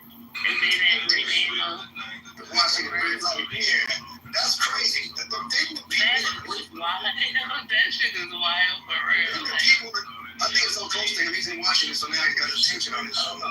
But then people say the natives are like, we not cool with that. And he don't like that. Meaning the natives can come together, the people that love, mimicking and mocking the Native Americans of this land. And what is it, the Cleveland Indians. And so those that push back against that, like, look, man, that's not cool. Like, bro, you're just laughing in the face of these people that, come on, man, that's not cool. And I think that at his core upsets him.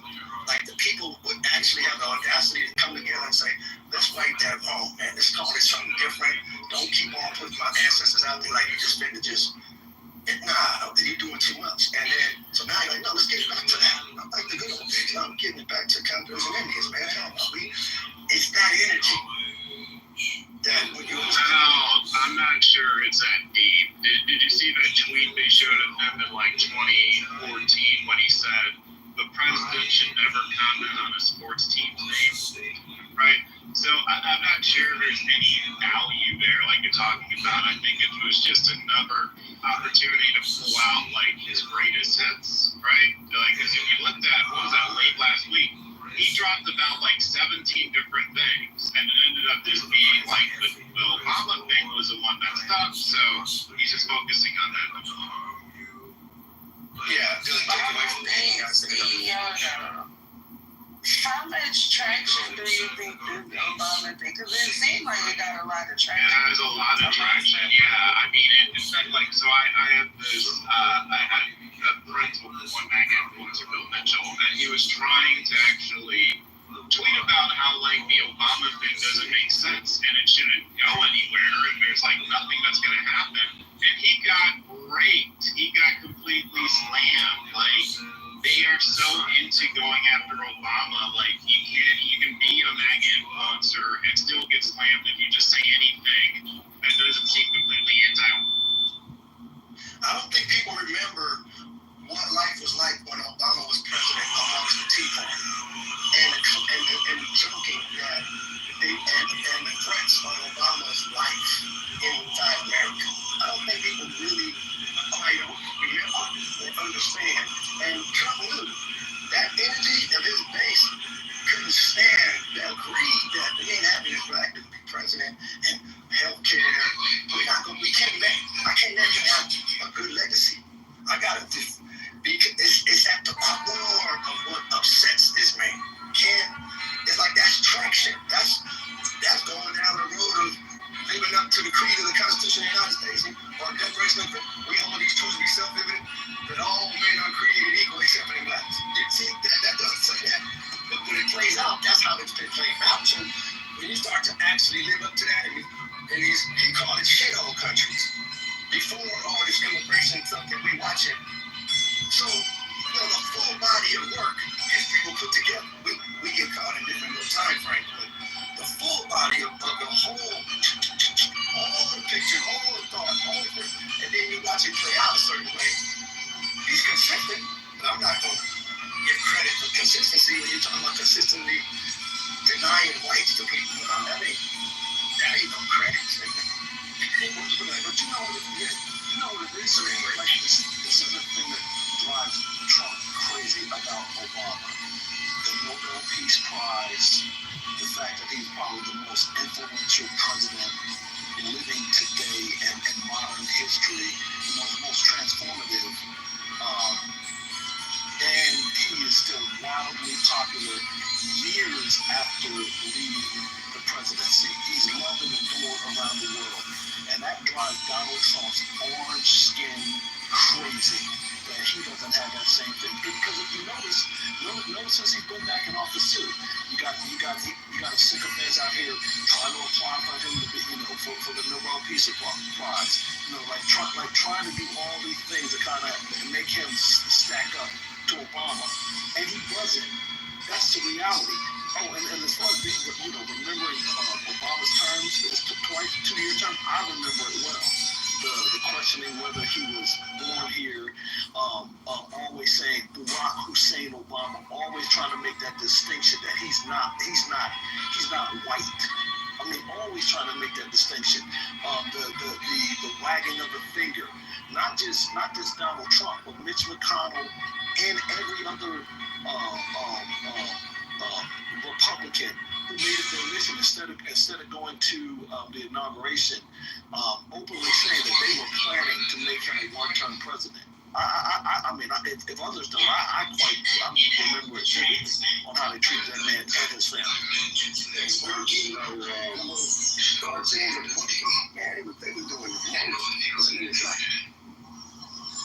We know how bad police do, and we rate them,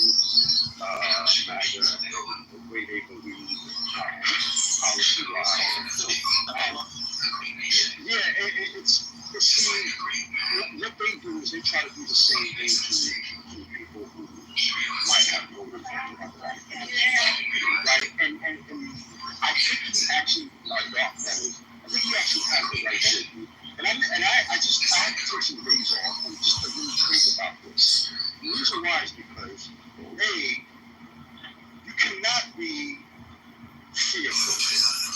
You gotta have a complete heart, and you have to stand on your toes like right? Every single day. That's your energy. Because the energy is their energy, right? No matter what, no matter how much they disprove, they will think that it's successful presidents that we've had by particular policies as well as popularity, right? And so the point I'm making is you have to call them on it. You have to stand 10 toes down and give them hard energy and stop pussyfooting around. When it comes to McDonald, like people need to really start saying no. I don't accept this, and be strong about it, because people are not strong about it. They're like, well, he's a president, and like, they're doing this light foot type of bullshit. If Donald was in my face right now, I would give him the same exact smoke he gives Barack Obama, straight on, nothing to hold back. I would not legitimize this bitch. I would literally call him a bitch to his fucking face, because that's what he is.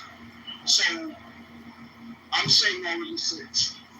We can't just stop pussyfooting, but we have to say, we have to call these out for what it is. Barack Obama is this. Donald Trump is that. He doesn't deserve to have a World Peace Prize because he hasn't done anything. He's a lazy piece of shit. That's what he is. Stop pussyfooting. Say what he is.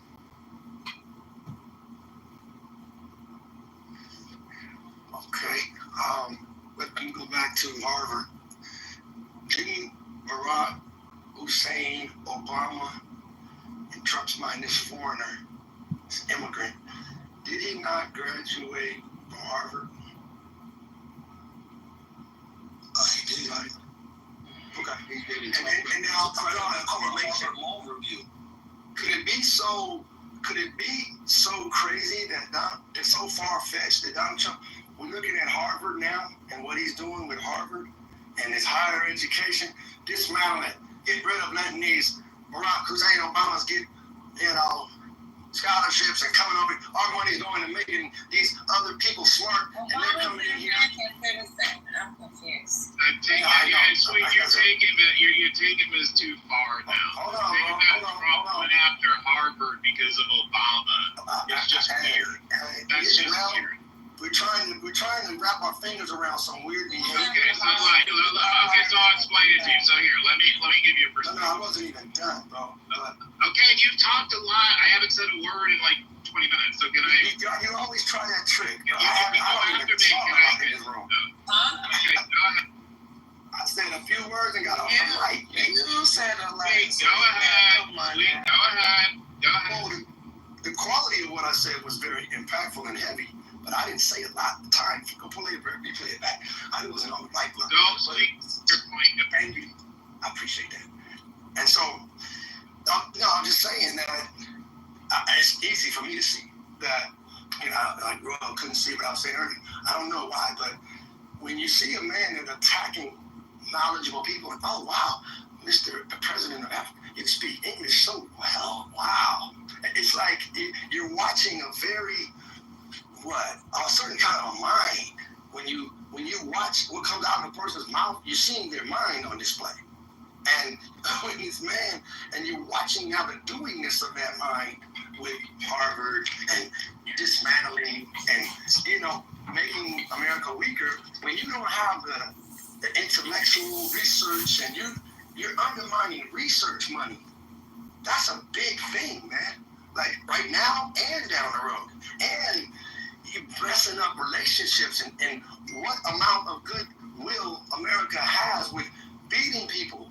Not beating people to become people to destroy you, but just the goodwill of that. And just,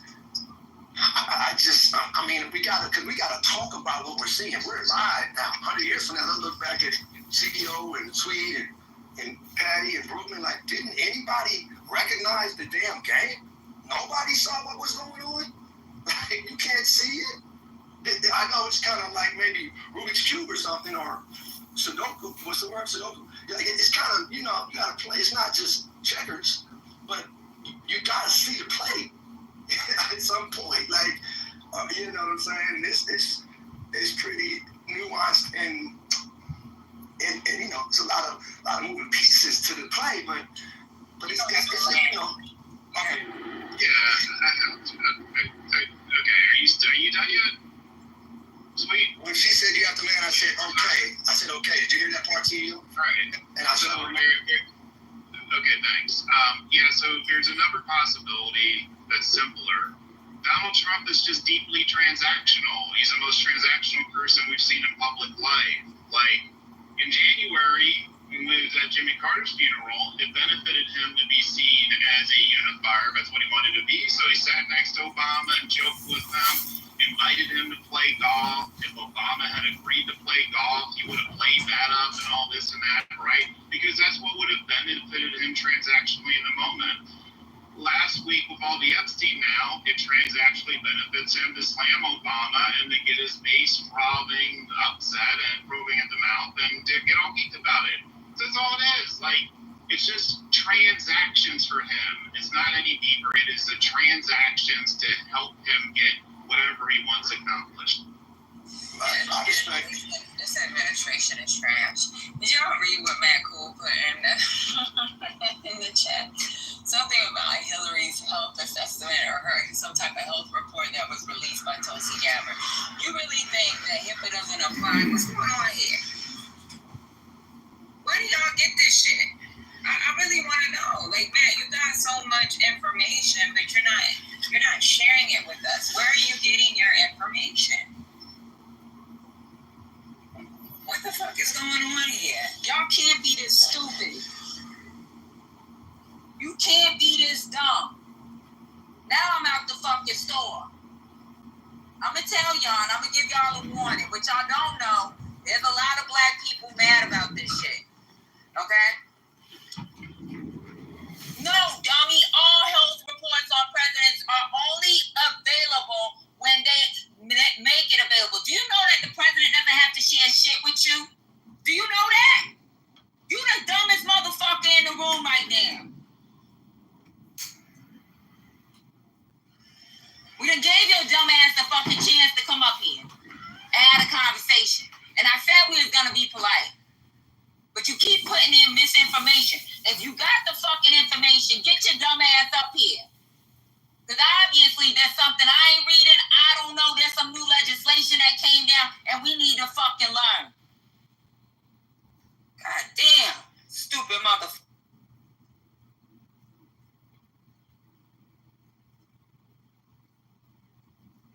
Then he said, was that lawsuit would already be filed? Did you say Hillary Clinton or Bill Clinton? Child, he said Clinton, period, about, wait, he said Hillary Clinton health report.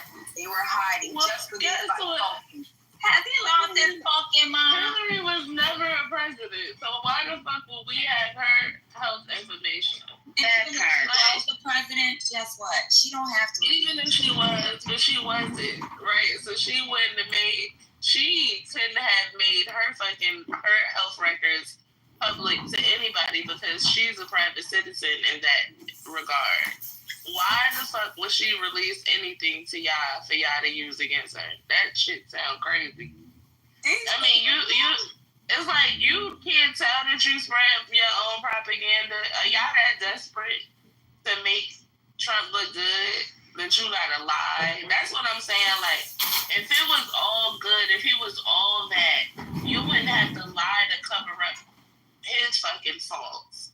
But you're lying as a person. Like, you're not even involved in nothing. You have no power. You can't do shit but sit on your fucking fingers. And you fucking lying for a nigga that won't do shit for you. That shit crazy. You know what a lot of these people don't realize is if something go down with Obama, I promise you, there's a lot of black people gonna be mad. And I'm talking about the ones that voted, even the ones that voted for fucking Trump. You got black folks that done voted for Trump that said, like, Obama is the final. You got Anthony that said that the other night. So I'm going to tell y'all think black folks dangerous? You're going to really see how dangerous black people can get. Hell yeah, because the whole time he was president, we was waiting for a nigga to make a move on them. Y'all don't know. We was waiting for y'all to fucking try some shit, okay? Y'all think not us AFO around with Obama. Yeah, y'all really think things is peachy and clean and all that. I'm telling y'all, that's one black man y'all don't want to mess around with. Trust and believe. You know, he gave a lot of hope to black people just to see him become president. Whether they agree with what he had going on or not, a lot of them's gonna go up. You think things nice? You think y'all make up 60% of the population? You're going to see how much of the population y'all make up fuck around with Obama. So that's some fucking fact. Y'all been slandering him for the last 2 weeks. I can't. I'm not about to keep dealing with this shit right now. If they put cuffs on him, if the police even look his way, it's going to be anarchy around this bitch. Don't take the bait, First Lady. Don't do it. Don't do it. Don't do it.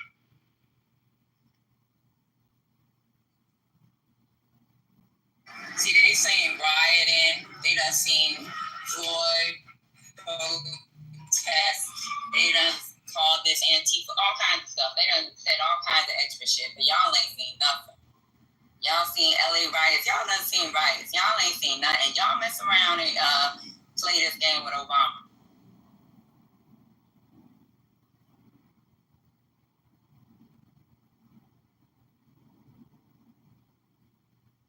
That's some fucking fact. Now. That part. Yeah, and another thing, like, to the people that want to be a part of the black community, you know who I'm talking about.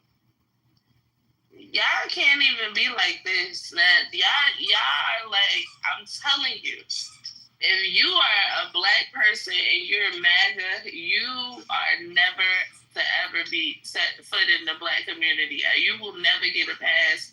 You will never get nothing, because in the past 2 weeks, the shit that he's done to black people, MLK, Obama, he's arresting goddamn all kinds of people of color for no reason and trying to accuse them of being immigrants. If y'all go through if y'all keep with this shit, right? You're excommunicated right now as of right today, right? But we're not playing with you. You gonna get your ass kicked too in the riot if some shit go down. After we get y'all with the MAGA Trump stickers on your car. Hey, Mom. Hey, Mom. How you gonna know that you're gonna beat the right person up, Brooklyn? You know they be they proud. They be having stickers and yard signs. Yeah, these people out here real loud. And it's going to be a little bit too late to go on silent after something go down with Obama. Shit. Remember when Kamala won? Freaking Just can freaking identify every vehicle in his goddamn neighborhood that voted for Trump.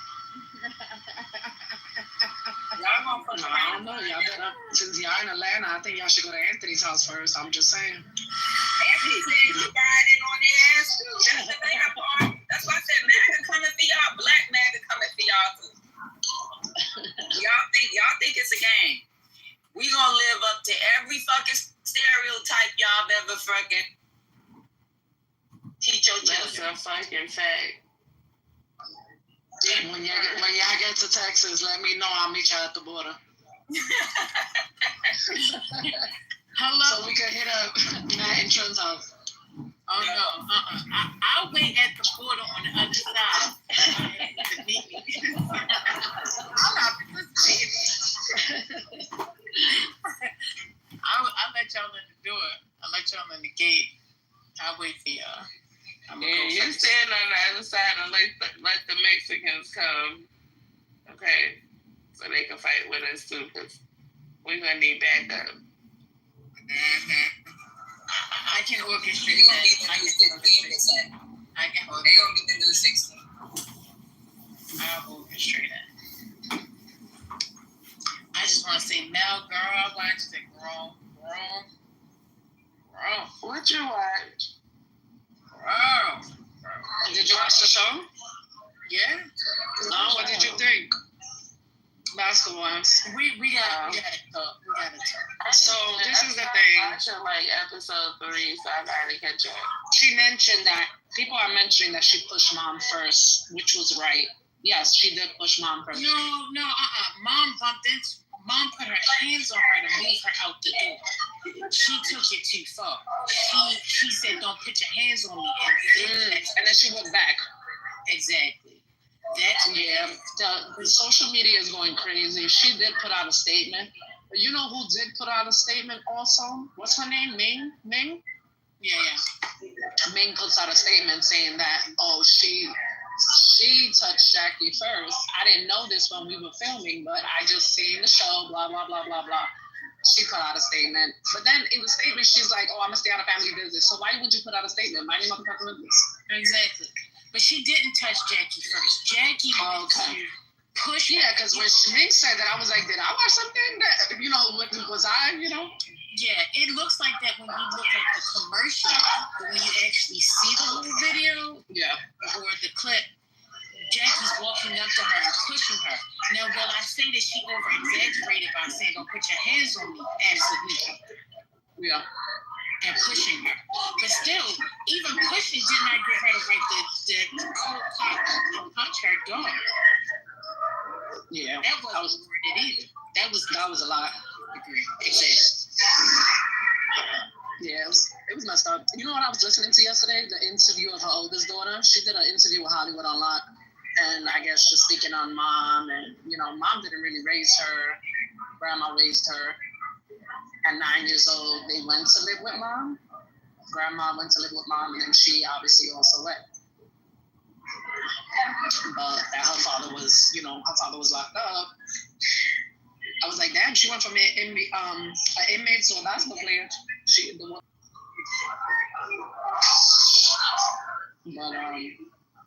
Yeah, it's crazy. Yeah. So that wolf, I didn't know you, brother. I don't know if you heard me, right? Huh? You was able to hear me, right? Yeah, I can hear you. Oh, okay. No, because I'm in the hospital, the cafeteria, so I don't know how the reception is. Yeah, it's loud. Okay, Madeline, I'll stay focused.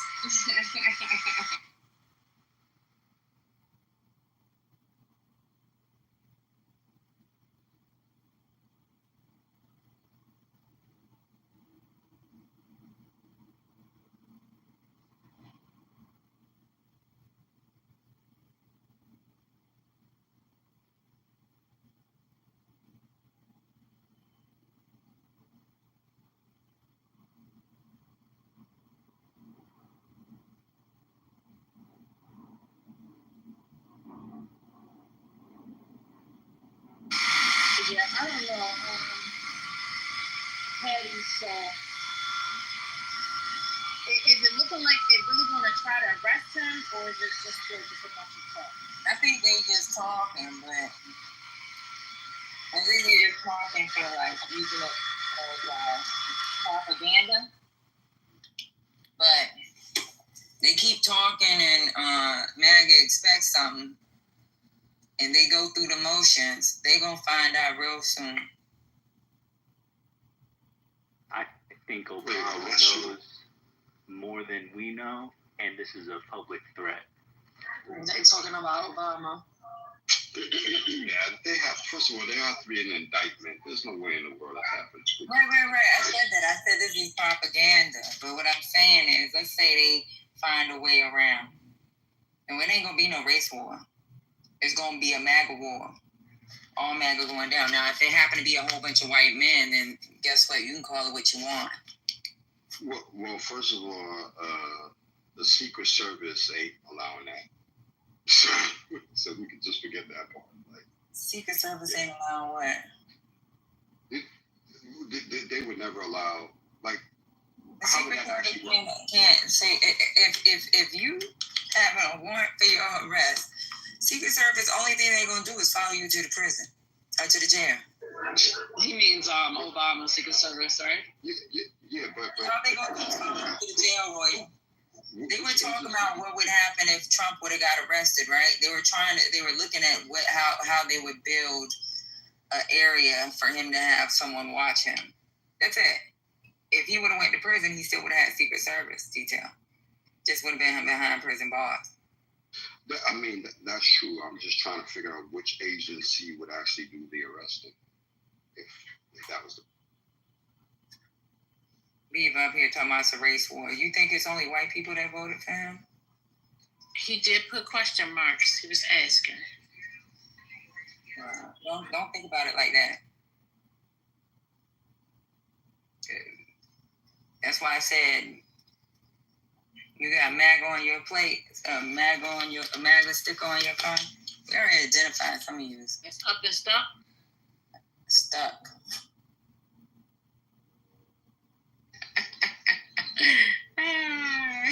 Crazy.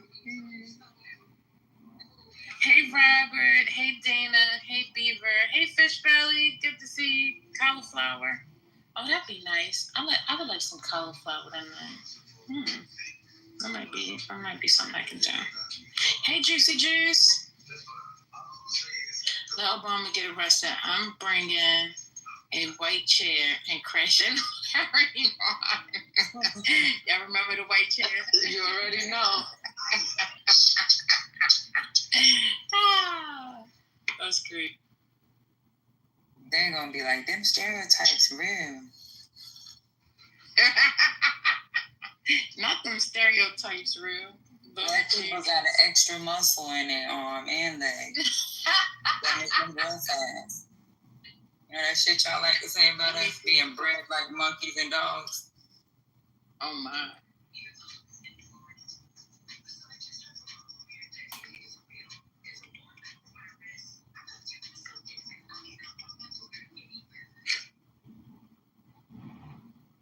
I forgot I was off mute.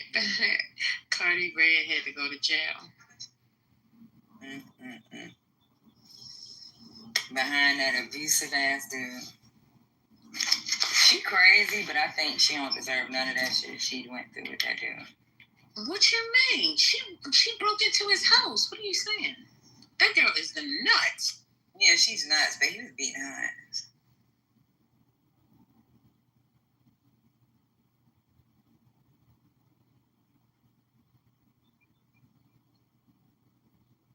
I don't know why she broke into his house. That's a whole nother story.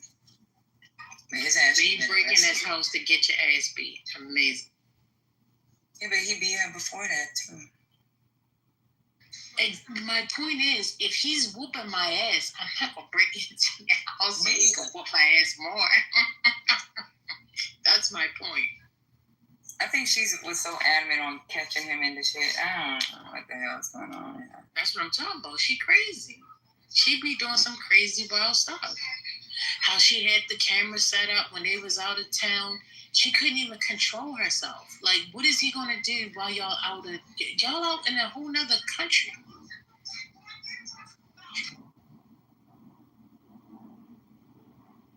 All right, So that wolf says, "Nah, you will be in the street screaming. The police put some of y'all in the jail. That's all." Okay. I think you're staying home because you're a small prick.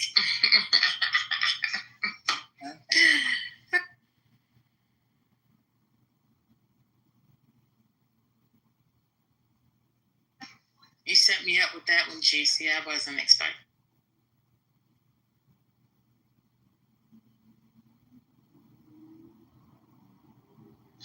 By the way, it's Leo season.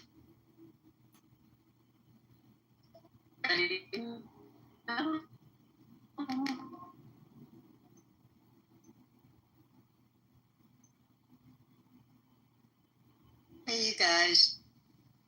Any of you read Brett Stevens' column in the New York Times today? That's Al. Yeah, he wrote just a really juicy little piece, opinion piece, entitled, "No, Israel is not committing genocide in Gaza," and I am just sick to my stomach. I mean, I gotta tell you, I never liked the guy, but this is very destructive, this piece that he wrote. And it's pretty much what you expect. It's number one, why aren't there more casualties? Like they have the ability to carpet bomb and wipe them all out, but there's only 50,000 people dead. And then it goes on to give another bunch more bullshit. And I'm just so disturbed because we're at like the tail end of this horrific massacre. I mean, the people in Gaza are at the fourth stage of malnutrition. There's nothing left there. And I read this thing, and what he does too is, he pulls out the thing about in Nazi Germany, all of the collateral damage of, people who were killed because this is what happens in war. But nope, that's not a genocide. And then he goes on to say that anybody who's questioning, the Jewish people who are questioning this, are in fact creating more anti-Semitism. Wrong, quite the opposite. So I'm just really disgusted today. I was just texting back and forth with my son about it. And I said, this is like an abuser saying, well, I only raped her. I could have killed her. It's like, fuck you. Anyway, thank you for letting me speak. I'm just disgusted.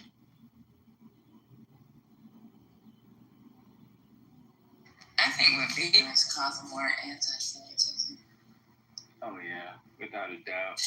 I think that New York. What's up, though? How you feeling? Well, I'm still feeling happy over my positive CAT scan, so that's good. Okay. But I'm really just sick to my stomach over. I've been heartsick for 2 years over Gaza. I had a conversation with somebody yesterday who reminded me that when I was diagnosed with right around 10/7, and I felt for like almost 2 years like I had this one tumor that was treatable, but I had this other tumor in my heart that was not treatable. So, when I read this kind of an opinion piece that just, is fodder for everybody who calls people who are protesting Gaza, anti-Semitic, I just get so angry and sick that I just want to throw something at somebody. I don't know. I'm very hard sick about it. I ain't gonna lie, I expected Israel to come for, you gotta come get your kids, right? That's an expectation. Because you come attack the United States, what we gonna do? We gonna come for your phone. But when you're attacking entire populations of innocent people, that's something else, right? You're going too far. Well, for God's sake, starving people to death? Yeah, and that's God. I was like on day 3 of this horror watching it. And I remember it so clear. Well, first of all, I was on Clubhouse in the room where it happened on 10/7. It was really crazy. I happened to be in a room, and all of a sudden, this guy named George, who didn't go under the name George, he went under the name Gabriel, who's a super Zio, and also actually a really nice guy, came running in and told us. It was like 3 a.m. here. This was like another 9/11 for me. And everybody just started screaming and freaking out. There were no news, nothing on X, nothing anywhere. Nobody knew what was going on. And people in the room started calling their families in Israel. and it was Shabbat there, so people's phones are turned off, and we ended up listening in live stream to somebody in the kibbutz with knocking on the door and screaming going on. I mean, it was, honest to God, it was such a trauma. And at like 6 a.m, I got up and went over to my kid's house because my son-in-law is a rabbi and they're Shomer Shabbos, and I needed to tell them what had happened because I knew their phones were off. As a Jewish person, this has been so incredibly excruciating, you guys. I mean, Scotty and I are, very careful about how much we talk about this on the app because there are, we've got some super uber magazios on here who, we all know who they are, and they've created such a, you hear Norm, every time you ever see Norm come in a room, the next thing you're going to see is me in the chat saying, Norm does not speak for all Jews. I mean, I'm 71 years old. I spent my whole life identifying myself as a proud Jewess. And there's plenty to be proud of about being Jewish, but this isn't it. And I just got to tell you, it's so horrible to watch this in real time. I mean, I used to think, God, what did they, I had grandparents, may they rest in peace, with numbers on their arms. I used to think, well, what didn't they know? How could they have not known? And then when there was television, and I was watching Syria and Kosovo and all these things, I thought, well, this could never happen again. There won't be another Holocaust because we can see it. Well, guess what? We're seeing it. This has been televised, right? And yet. So I'm just a little heart sick today. It's pouring rain outside in Minneapolis, and it's kind of how I'm feeling. But I'm happy I'm with you guys.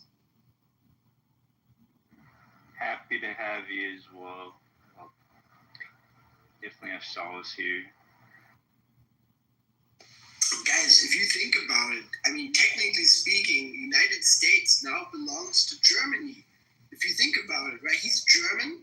So, you guys, we're like brothers and sisters now. So, welcome to Germany. Welcome. You're like Europeans now, basically.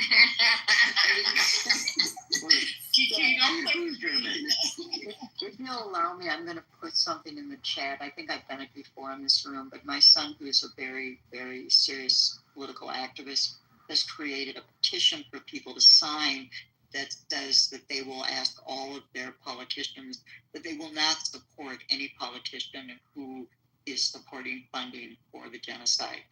And I'm not talking about defensive weapons. I'm not talking about the Iron Dome. I'm talking specifically about the bombs that they are dropping that is causing little children's limbs to fall off and people to be burned to death.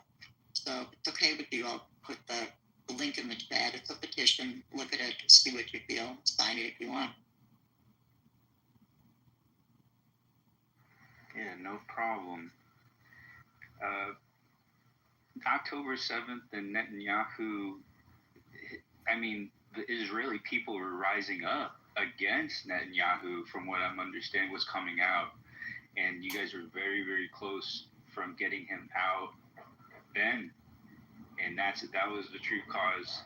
Smash cut to today, they're putting this New Yorker, that op-ed, that's just the most disgusting, deplorable thing I've ever heard. And it sounds like a major deflection from the Epstein list that's going to expose Netanyahu, how tied together, how he's been an Israeli intelligence agent for Israel, Epstein. And I think Jared Kushner has a lot of blood on his hands. And I feel like that's another reason why they're deflecting, because a lot of money's going through him.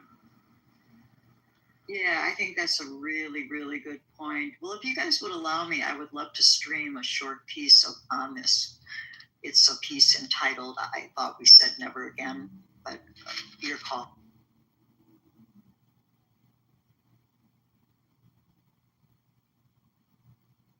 Yes, I vote to hear it. Mm-hmm. I agree, I vote, yep. Hang on. All right. I don't know if this is a computer voice or whether this was taped. This is a piece called I Thought We Said Never Again, The Moral Crisis of the Benefit of the Doubt. I thought we said never again. The moral crisis of the benefit of the doubt. This is a brutal post. This is going to get ugly and confrontational. I take no pleasure in writing this, but I feel the need to spell out some very strong feelings and their underlying logic. I grew up in the heart of the American Jewish community, and I found a career there. I experienced the deep, unflinching support for Israel, which I initially shared.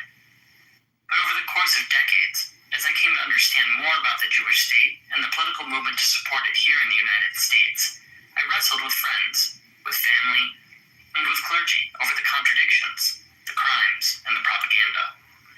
Some in my circle have fought hard against the advance of illiberal Zionism.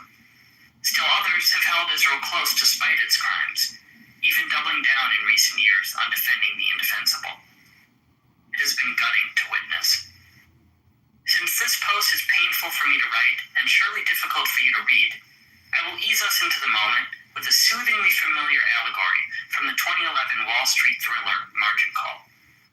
The firm faces an existential crisis of its own making, with no good options left at the 45th minute of the 11th hour. CEO John Tolt flies in from London to determine the best course of action. Let me tell you something, son. Do you care to know why I'm in this chair with you all? I mean, why I earn the big bucks? Yes. I'm here for one reason and one reason alone. I'm here to guess what the music might do a week, a month, a year from now. That's it. Nothing more. I'm standing here tonight. I'm afraid that I don't hear a thing. Just silence.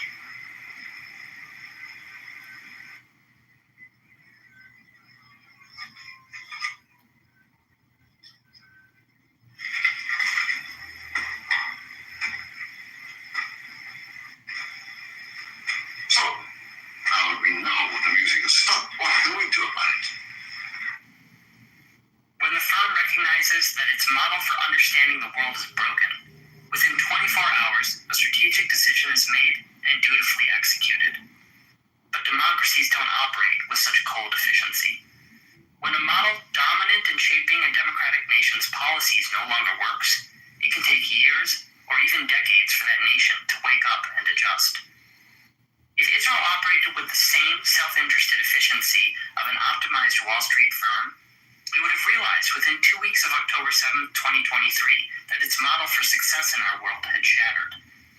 Instead, policymaking in Israel remains a messy process where the disincentives for bad behavior have yet to trigger a course correction.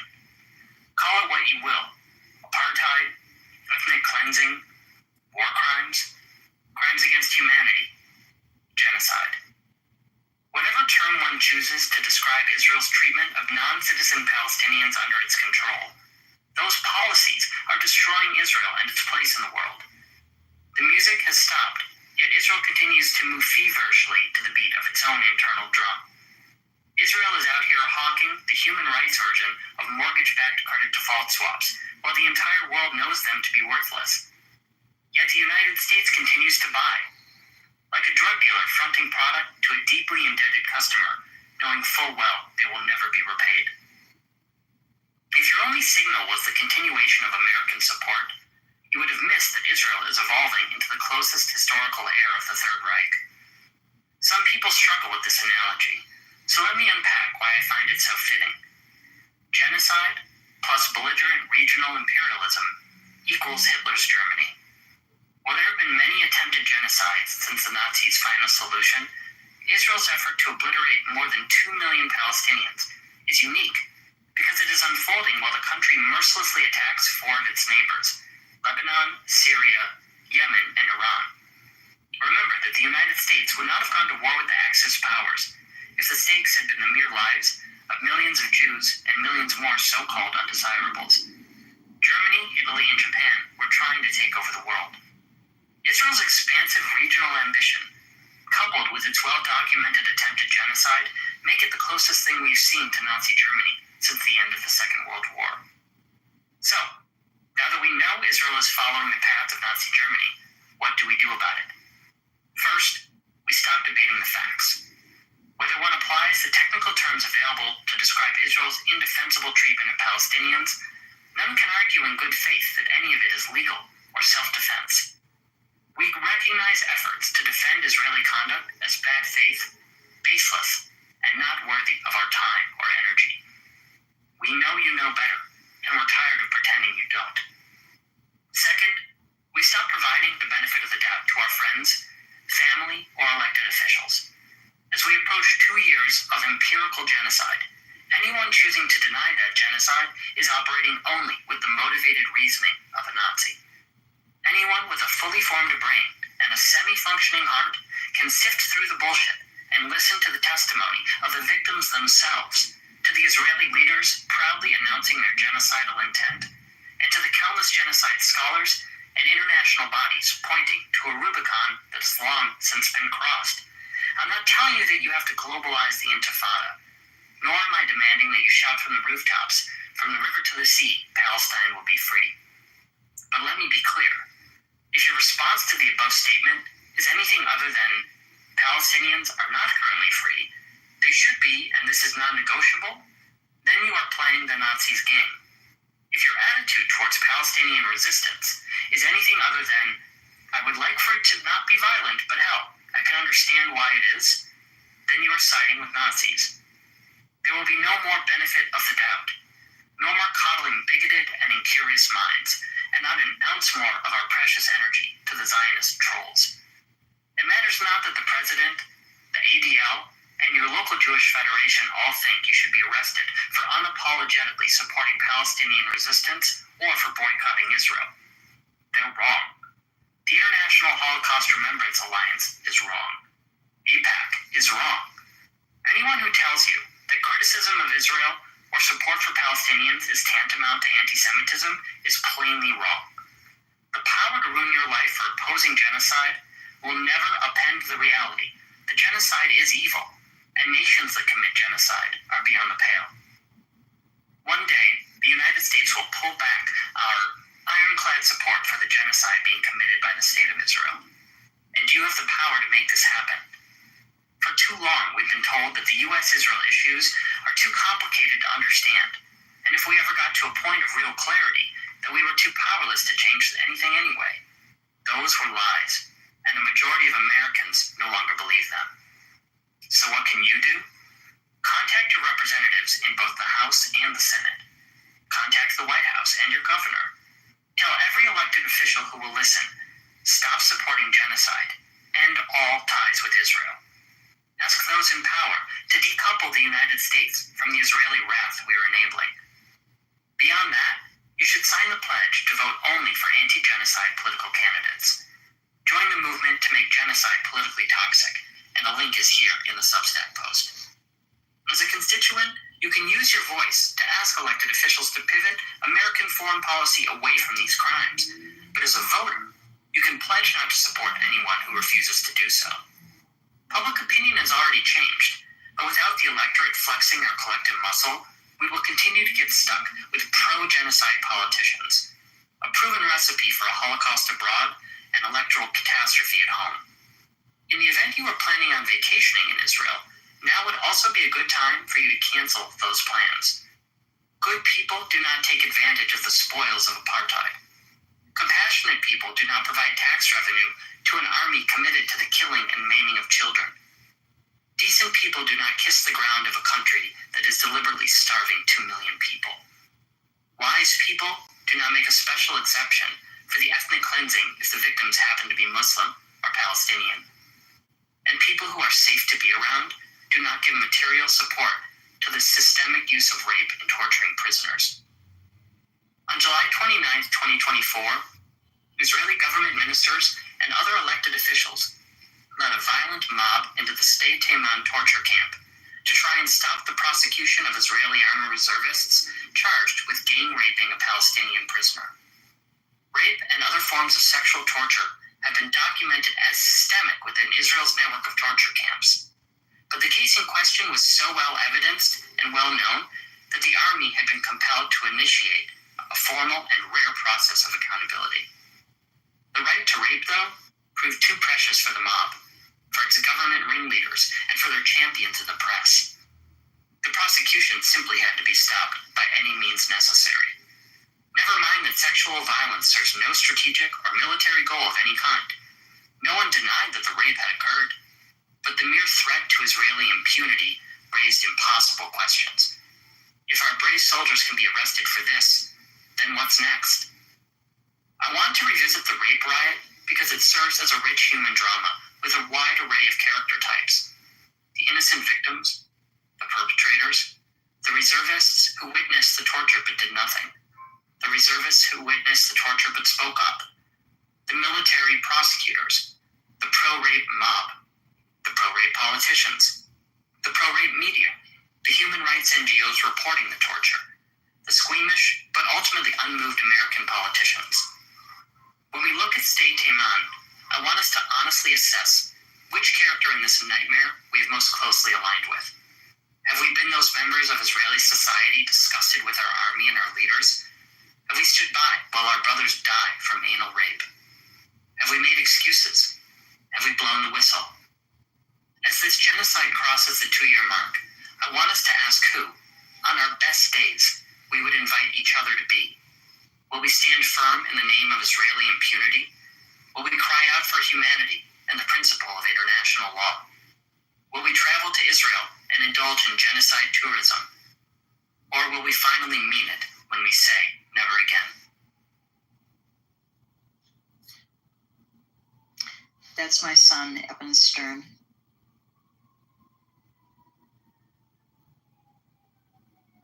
Well, good job, Mom, because he didn't learn all that at 1 year old. It was a process, so that's a beautiful mind he has. He's an amazing kid, He spent 20 years trying to work in Minneapolis within the Jewish community, working for the JFCS. He was president of Hillel. He was the head of the foundation of the largest conservative shul here, and he couldn't do it anymore, and he literally left, moved to LA.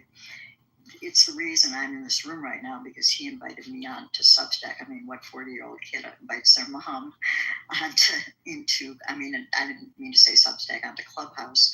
Actually, he was our last Clubhouse icon under the name Gray Sweats. And he started writing his Substack just about a year ago. And Evan has always been an incredible writer. But he has now like 2,500 subscribers on Substack and is writing his heart out. So I'm really proud of him. Yeah, I know some of you guys know him. So yeah, I think that piece really speaks to it all.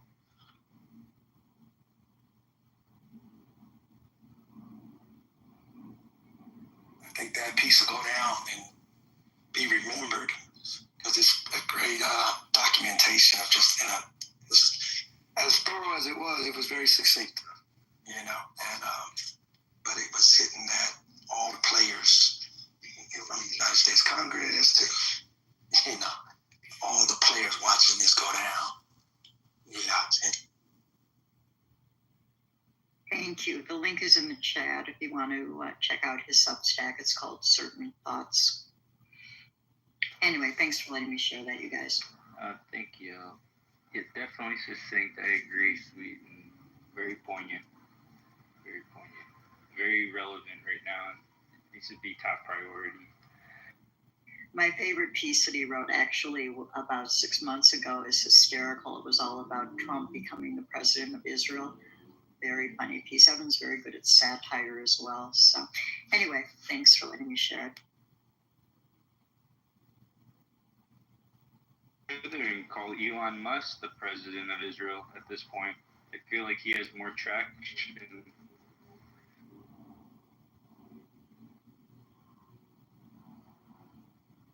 I think what's so rich, obviously, speaking to what everybody probably realizes is the messenger matters. Sadly to say, I think as human beings, it's who delivers the message matters. And I just think that yourself and him and speaking to the humanity, because the never again, I just love it. It's so as a human family, to never allow that atrocity and allow everybody to feel what happened, you know, in Germany, what happened, feel that as a human being, and then feel it across the board, in whatever country, whatever people you're talking about, and that can't happen again. And then here we are, you know, so I appreciate it coming, because again, we've seen others that have tried to deliver the message, and we've seen the effects of, maybe they're not even here anymore, maybe they're unalive, or maybe they're just, you know, they're just out of, they're banned to one degree or another. But yeah, with all this technology, I love how he pointed out, you know, you would think, yeah, it can never happen again, because we got so many eyes on the scene, and that's part of the problem is if you don't have enough people even knowing about it, then you can't deal with it, because there's just not enough people. But now there's more than enough people that know about it, but there's still an ineffectualness, the inability to do anything about it. That's like, whoa, that's a major checkup on, like, you know, come to reality, like what, wow, how do we not have the ability to stop that? What happened? What's really going on here?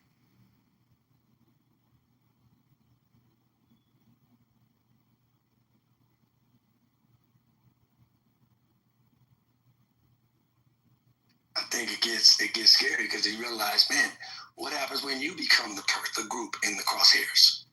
You know, tomorrow or next week. Yeah, it's like you kind of feel like, wait a minute. If there's injustice anywhere, then there is injustice everywhere, kind of a thing. Like, that's not a small little thing. And so, yeah.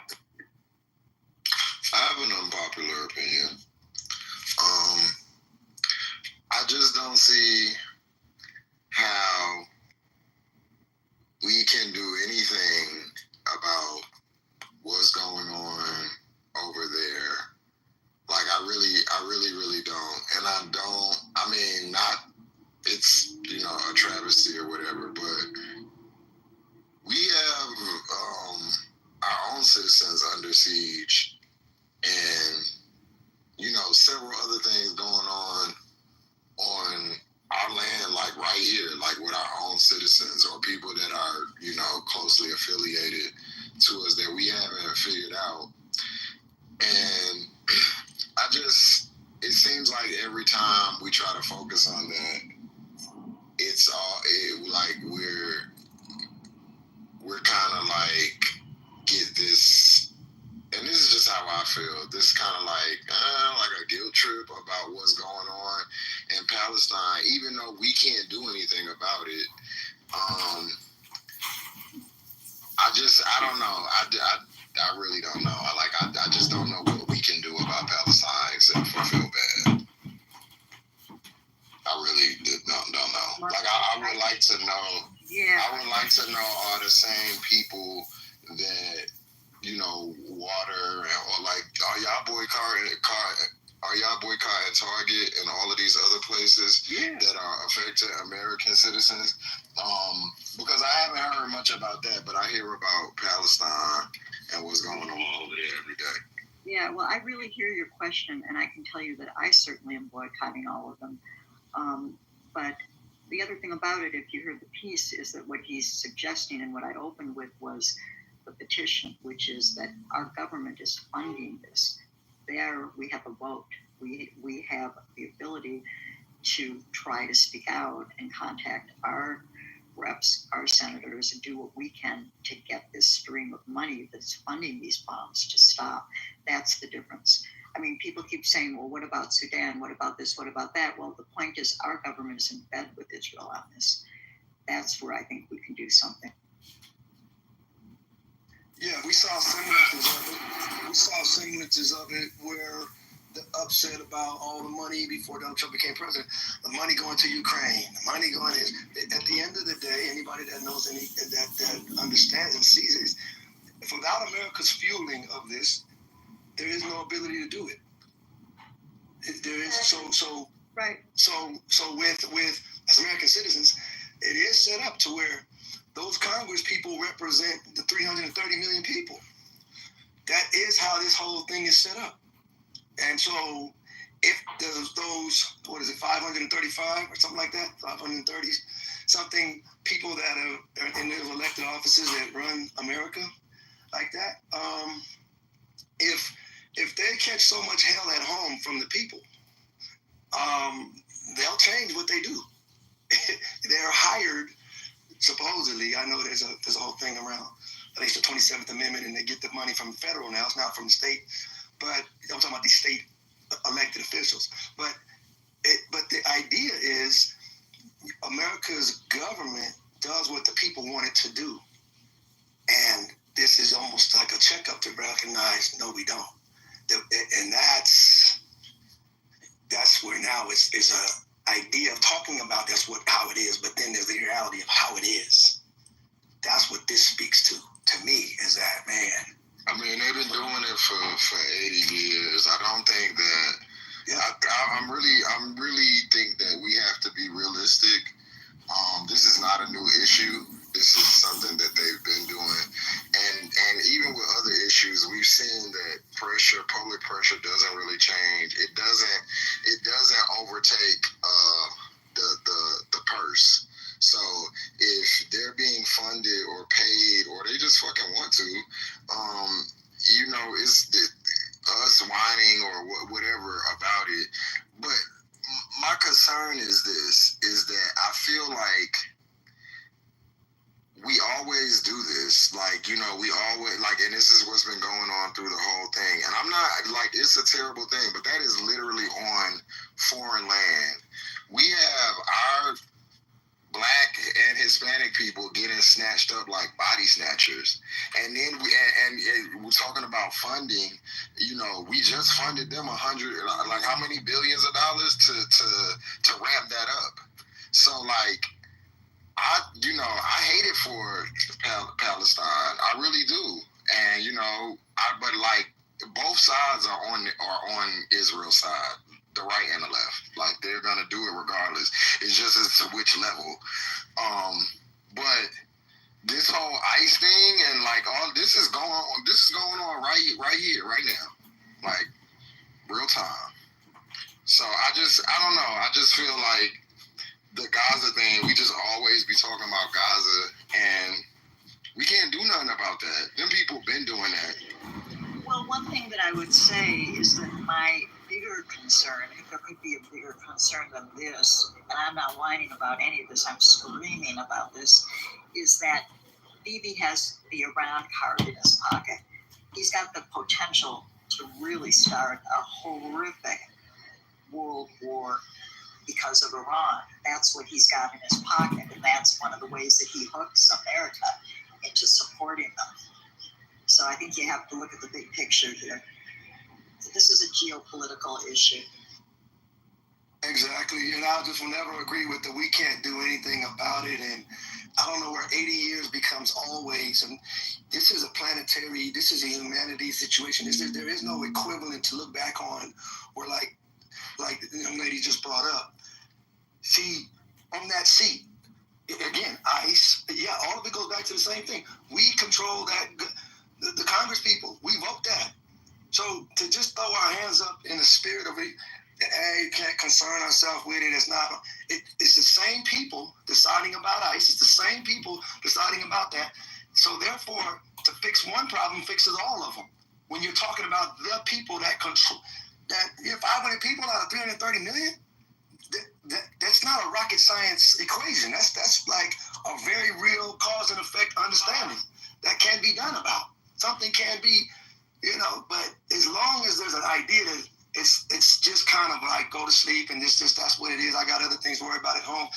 Again, now you allow this to think, like you said, we jumped in and did what we did with these bombs in Iran as America because of what Israel did, the cause and effect Israel into Iran. And we backed that. This is what's happening. So again, there will be 100 years from now, 200 years, they'll look back on this time and say, wow, they didn't do anything.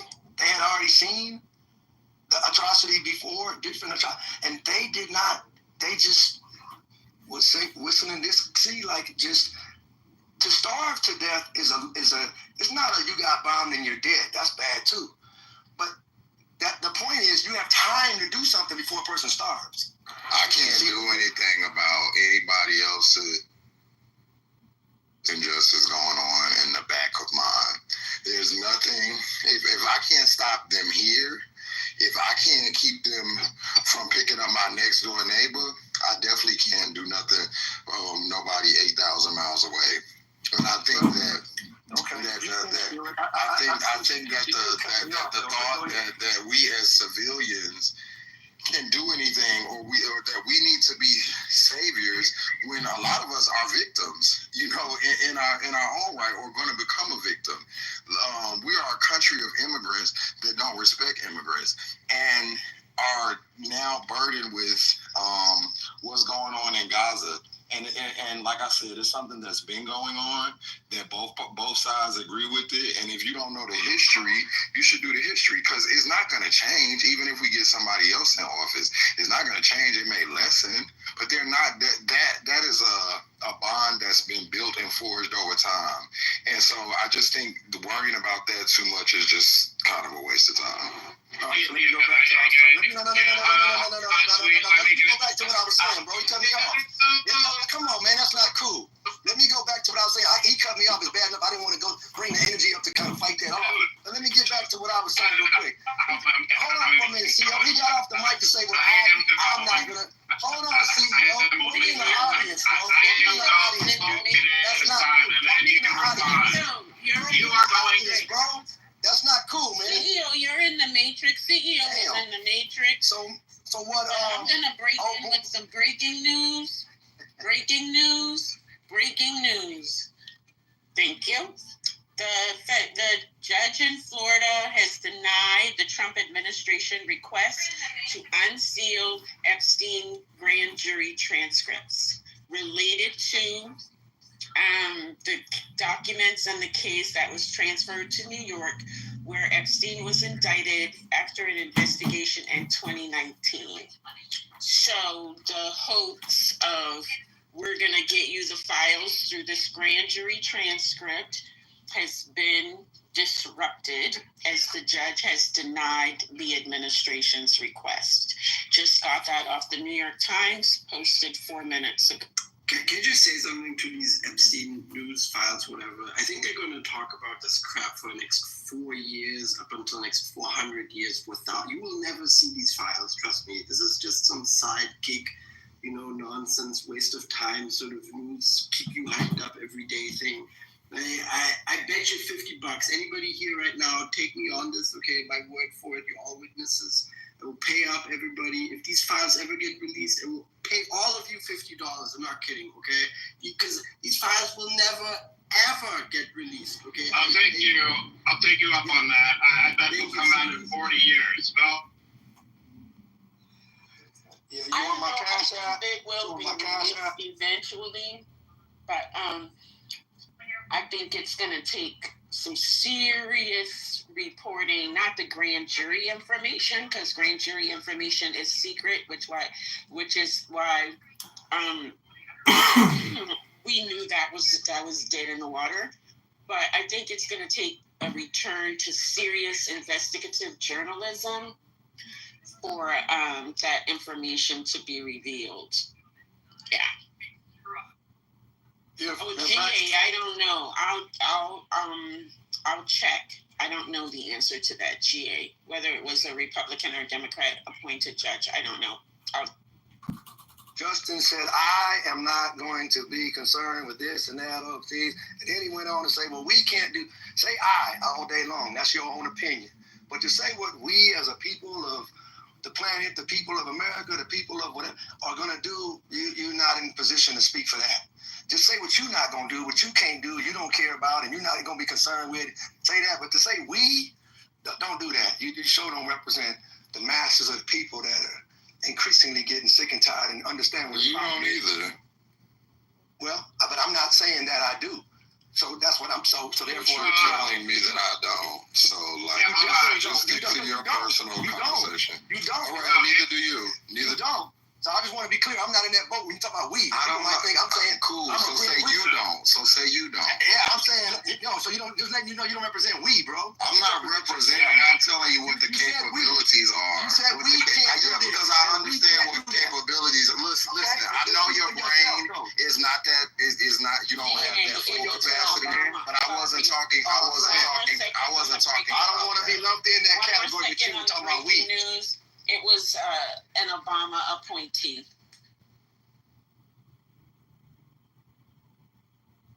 Oh my God, son of a bitch. I just want to say, so Just actually does represent the majority of Americans. He said we. I didn't say nothing about it. He didn't say nothing about the majority of Americans. He said we can't do nothing about it. That's what he said. I don't know when the poll we went as out. Americans. That's what I'm he definitely. Sweet, you just lectured me about cutting you off. I get it wrong. You're damn right. And now I'm cutting you off. So you lecture me about cutting you off. I let you go, right? You with all your bullshit. I let you go, all right? So shut up. All right. So Just was making a point that, like, two things. Number one, he's right. It is a majority because the majority of Americans care more what's going on in this country than they do in Israel, right? Like the entire, everyone who voted for Trump did, the majority of independents, and maybe like 15, 20% of Democrats. You add that all together, you get a majority. So that's number one. Number two, he's talking about achievable outcomes, right? Like what can you actually achieve? And an achievable outcome in the next couple of years is not stopping Israel from being funded. That is not going to happen during the Trump administration. So that is currently not an achievable outcome. It is much more achievable to shift things as it relates to civil rights in this country. So that is a smart play. I don't know why you have smoke with that. What's controversial about what he's... Hey, see, Hold on, nothing. You say what's going to happen in the next 3 years, bro. You don't even know what's going to happen in the next 3 months with the way Trump is doing stuff. Give me one damn reason. Hold on, bro. I'm saying this. Hold on, man. Give me one logical reason where Trump would stop funding Israel. Give me one logical reason. One logical reason. You believe in unicorns? Are we going to be the unicorns tomorrow? We need the unicorns. Audience. Why are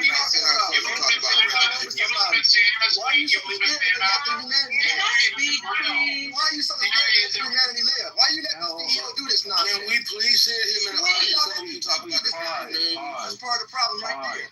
Can we sit him in the audience? Can you hear me? Yeah. Can anybody hear me? Yeah, Can anybody hear me? Yeah, we can hear you. I was trying to get in there too, so we can talk about the breaking news. I haven't been able to say anything in over an hour. Okay, go ahead. Okay. Hold on. All right. So GA, you can speak, and then Sandra, you could go. Y'all tripping, bro. Yeah, I already been tripping, bro. Okay. Anyway, Dr. AJ, I just want to say thank you for that information. And I think that you're right in your chat, only in a rabbit hole. Intelligent people know that was a high bar to even get that transcript released. But we also know that the Trump administration will use any trope just to actually put some propaganda marketing out there. I'm interested to know, I actually was going to make a bet with CEO, bet him $20 that we'll hear that with all the Obama's trash that's being spread out there. Oh, this Obama judge wouldn't let us get you guys the Epstein transcript. Where intelligent people know that that's almost an impossible bar. Do you think that's going to be pushed? I agree with you. Oh. I'm sorry. I thought he was asking. Yeah, Dr. AJ, I wanted to know what you thought, but yeah, thank you, CEO. Yeah, so I'm gonna say what I normally say in these instances. I think that they're gonna do what they're gonna do, but it is incumbent upon us to not adopt their rhetoric and to not feel the need to defend against it and to instead articulate the fact, right? This was a trick. This was a ploy. Everybody knew it was never going to work. I think there have been 3 times in recent history that the grand jury transcripts have been released in the public interest. So this was deflection, and I think that's the line that we need to stick on and not get wrapped up in whatever their propaganda narrative is. So that's my thought on it. I like that, Dr. AG, and that normally, like always, I agree with you, because I think as long as we stay away from the deflection and talk about the truth and the facts and the narrative, because I really believe that they're going to push that narrative. I was like, dude, it was never going to be released. And quite honestly, do we really want the transcripts? We want the files. I think it was deflection upon deflection, but I thank you for sharing that with me. I appreciate it. I agree, GA. Yep, deflection upon deflection.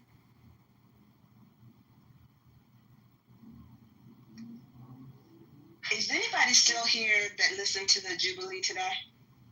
Was there a new one today? Or Yes, Patty played it this morning.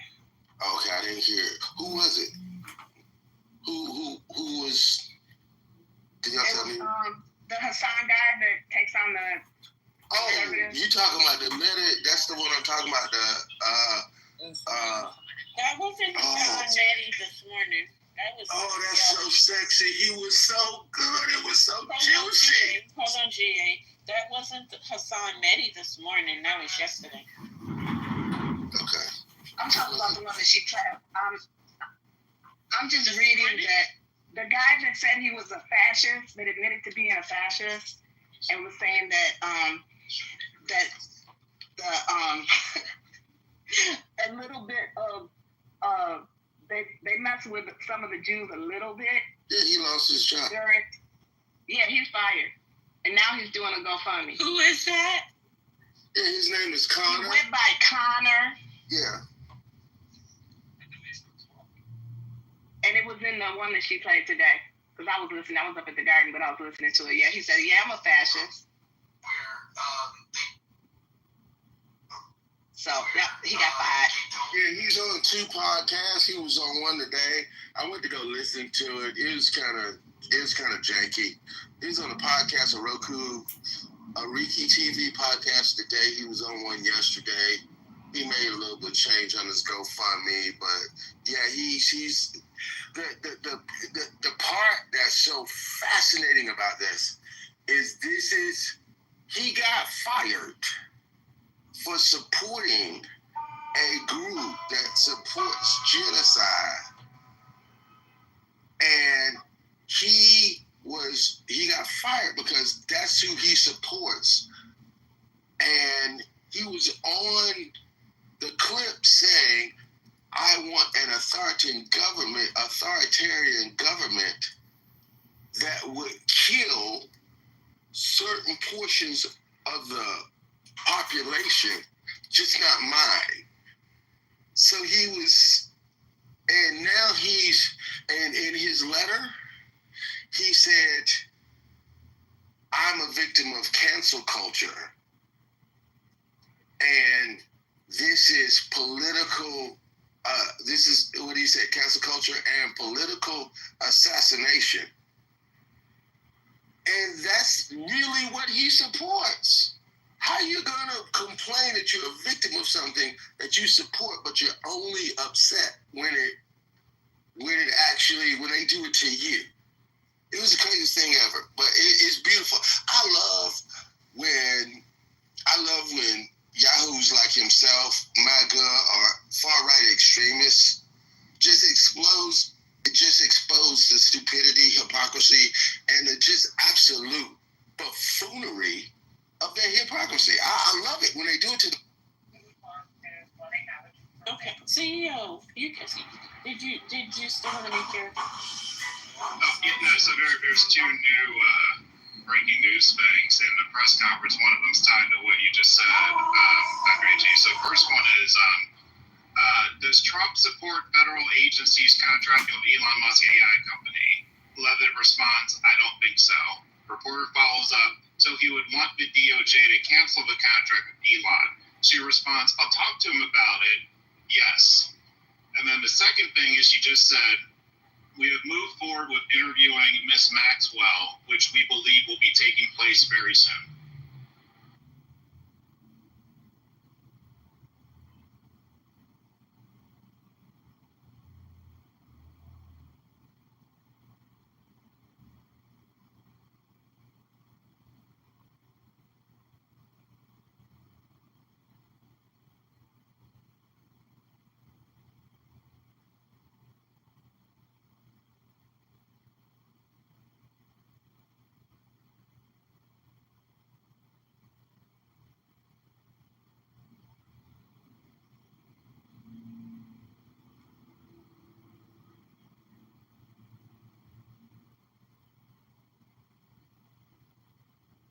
Did my phone die? What's going on? No. I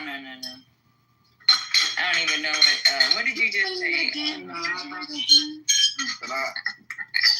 just want to tell y'all, I watch Fox News now because they be kind of getting in Trump and them ass. They currently have Tulsi, what's her name, Gabbard, Baskin.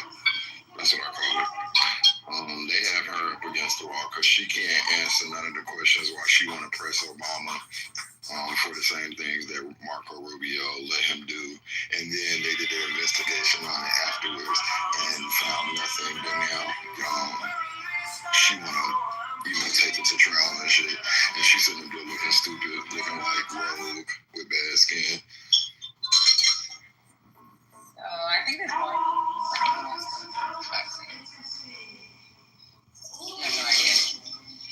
It's a civil war. That's all. Issues with the kids and the father. You know, the kids are like, they didn't support the Trump look. He only had one son that actually supported, like, making the money. The other, I think it was his daughter and the other son are like, we're totally against all that Trump reporting shit and that fake news. Are they having some type of issue, y'all? Who was? They took their father to court because supposedly they were all supposed to take over, and because they weren't on board with the bullshit that they were doing. I think you're talking about Ivanka and Jared, it sounds like. No. He was talking about what's his name? Rupert. His kids. Are you talking about the Murdochs, man?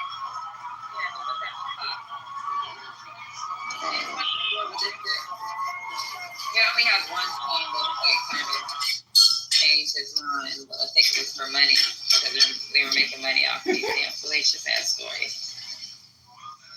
But the other two, they weren't on board. No, but I mean, like, the like, Tucker Carlson, well, he not at Fox, but I keep thinking at Fox, but, like, what's the little man, he kind of, he kind of looks like a South Park character. He works for Fox, and he always used to be real antagonistic to the Democrats, but he the one, no, not Tucker, he got blonde hair. He not fat. He's a little portly. But anyway, he works for Fox. But he was the one pressing them about the Epstein files, and now he's the one pressing Tulsi Gabbard. And I think that's the only time the Epstein files is gonna matter is with Fox News. If they don't send that out, then people gonna turn on him. Yeah, but a lot of MAGA has been calling Fox News fake news. Yeah, that's why I think it's going to be a civil war. And I'm here for it. A fight. We're be outside eating our popcorn. Yeah. You going to let her talk to you like that? I'm going to have to watch from my windows. Have y'all seen white folks on St. Patrick's Day? Yeah, when it's drunk. Yeah, I'll fucking let me doing strange shit. They don't be fighting regular. never seen white boys fight, period. Forget on St. Patrick's Day. They go in, okay? All that wild swinging and stuff. Excuse me, Connor. No, they get downright belligerent. Like, yeah, it's not good when they get to fight. They fight crazy. Yeah. But if you all you gotta do is hit them with a 1-2. Yeah, go straight through that. Sit your ass down. See, I ain't talking about white on white crime. I'm talking about the white on white. Oh, how they be fighting? Yeah, swinging all wild. They be looking like Beavis and Butthead. Have any of y'all ever watched those slap competitions? Hell yeah. I reposted one not too long ago. Oh my God. I became those at the bed making competitions. I have become addicted to them. No way. Yeah, I can't take that slapping one. Because I mean, it's like they oh my God. That is so fascinating to me. You slap the shit out of people. The way they have worked their face muscles, like they do those face muscle things. That is insane. Wait, so Dr. AJ, Dr. AJ, your PhD role model in the black community watches slapping competitions? Oh, absolutely. I thought, we are just in an amazing cultural moment with this like creation of all of these new sport-like activities and the motivations for them. Like some of these inventions are very much connected to what's happening in our political culture, like changing demographics and the domination of certain groups in sports. It's the creation of a new genre of winter sports, like with the snowboarding and the X Games, right? That was sort of an early part of that. But now we're seeing the emergence of all of these sports that have to do with the expression of this aggression and rage. All these new, like, rage sports. You seen Extreme Hunting? Yes, that's what I watch. Fascinating. That's my favorite redneck sport. Your anger or whatever. Sorry. The people go and they shoot and they hunt all the like invasive animals, so like coyotes, wild boar, and then sometimes they'll take like different animals to the thing. I watch that. That's like my new redneck obsession. I've never seen that. Ooh, it's so good. You ever heard of a mink? You know the mink that they kill? Yeah, they're tiny little animals. Yeah, so they take these hunters, they have like pet minks, and they take them with them, and they'll like call them to like a farm or like a chicken coop, and they let the mink go, and the mink can kill anything up to like a raccoon size, and they wrestle them down, they like let them loose. It's so fascinating. I'll be up to like 4 o'clock in the morning watching. Not the minks taking revenge. And they be getting them. They get them from like they rescue them from the places where from the farms. So they'll go in, they'll rescue them, like a whole bunch of them, and they be real mean. To abuse them in another manner. Well, this is what they want to do. They love to hunt. This is what they would do in nature. But they be about to get electrocuted and be put on somebody's shoulder in the one farm. It's interesting, Patty. You should watch it. No, you got to do full fur. Or Peter gonna do you like Kim K? They threw powder all over that lady. They did. She was gonna go in and they said, have some of this. Did you close the room down last night? I was asleep. I mean, think about it. If you have just like a waistcoat, right? A waist mink coat. Or even like a stole, like one of those mink stoles, it takes at least 10 to 15 minks to make that. If you have like a full-length coat, depending on the size of the mink, whether you get like a baby one or an adult one, it could take up to like 60 adult minks to make a full-length mink coat. Have you ever felt it? Yeah. I had my grandmother's. Yeah, I had my grandmother's stole. They're very soft. Or a chinchilla. My mom gave me hers that she had when she was younger, and it's a short jacket. That's nice. I love it. My granddaddy got one. And I always be like, as soon as you come up out of here, go ahead and wheel that to me, player. I will throw paint on all your animal jacket. Yeah. You an animal lover? Yeah. Oh yeah, you from California. I got a rabbit. I got a mink. Yeah. They gonna do you just like Kim K. I ain't saying You seen they did it to Lil' Kim? She tried to chase them. Did she? Yeah. They threw paint on her. I wish somebody would paint. Oh yeah, we got a scrap. You about to go the same route this mink went. Nah, y'all gonna get some mink. That's the only mink y'all gonna get. I mean, if they throw the paint on it, you can fight all you want to. It ain't gonna stop. Your jacket done, yeah. Your jacket is done. Yeah. But I'm gonna dot that out. They gonna pay for it. Well, if you rock like that, you have more animals. We both going to jail.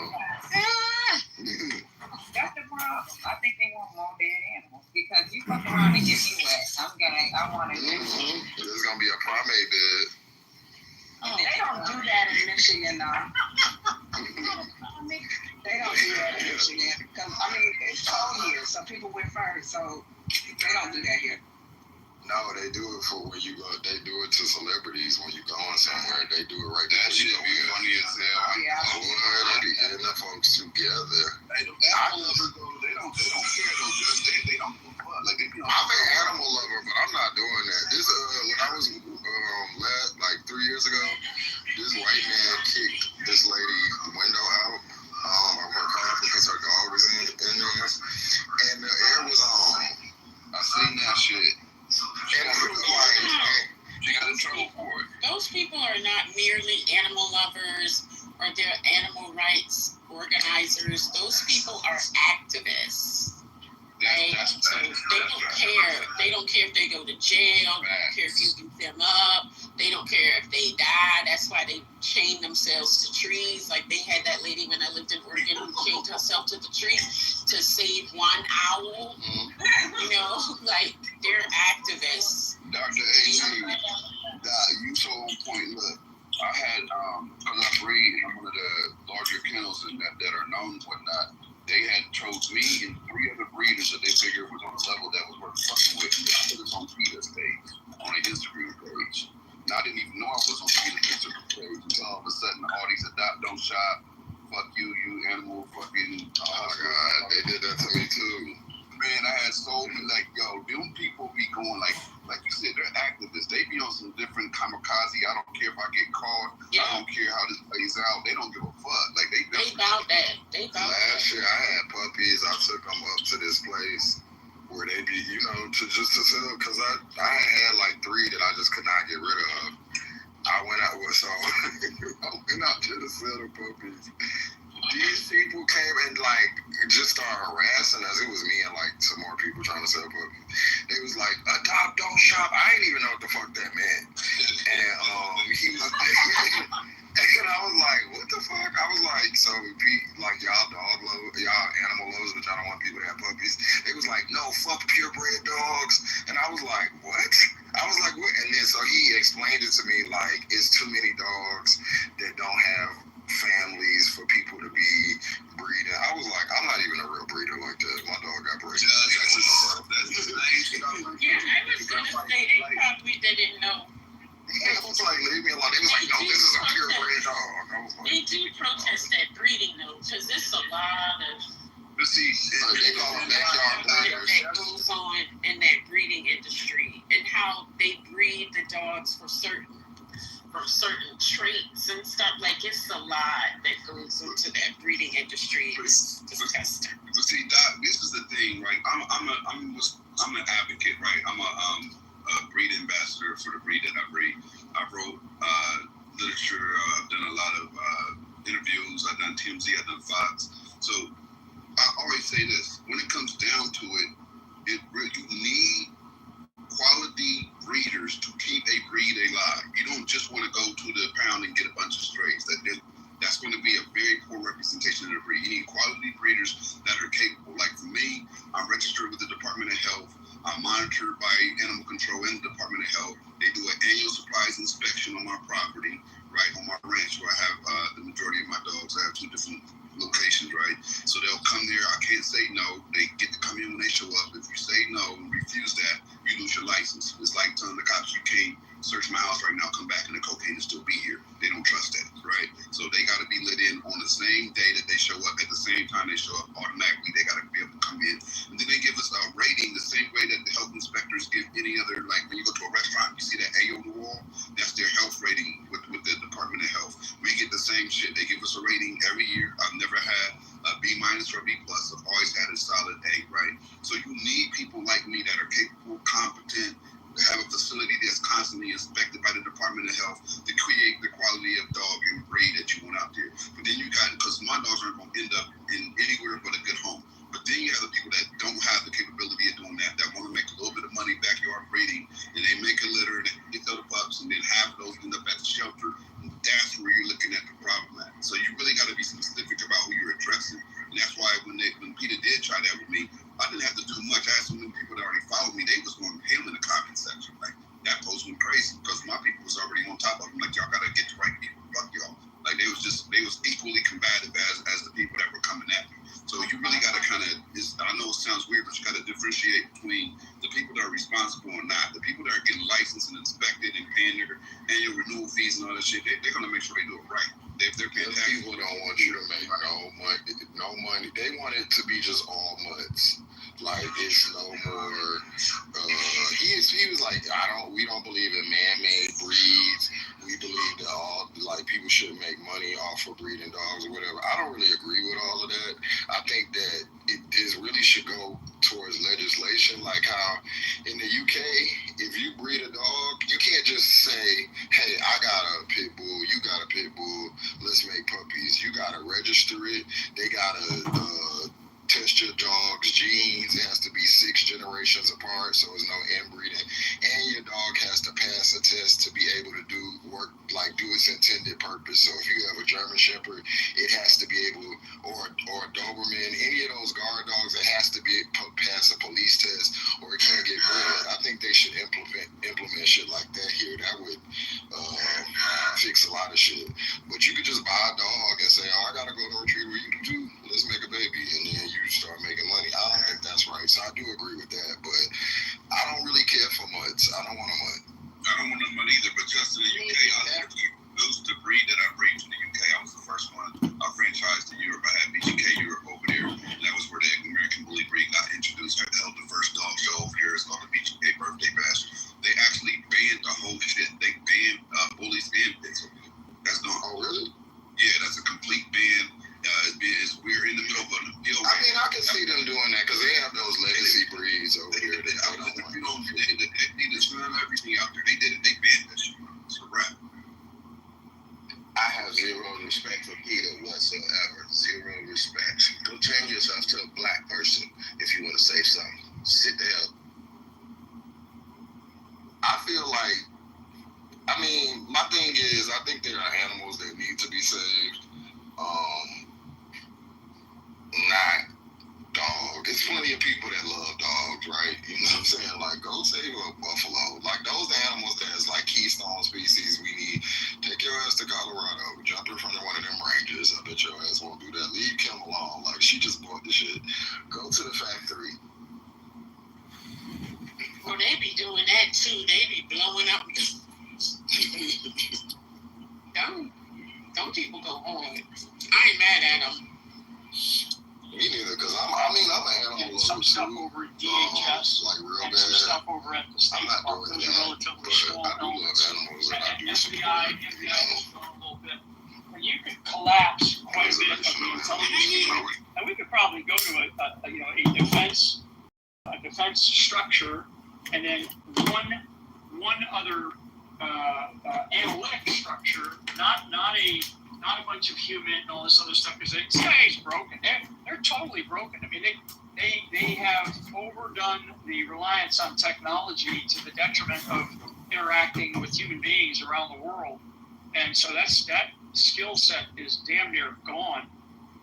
So those are just some things off the top of my head that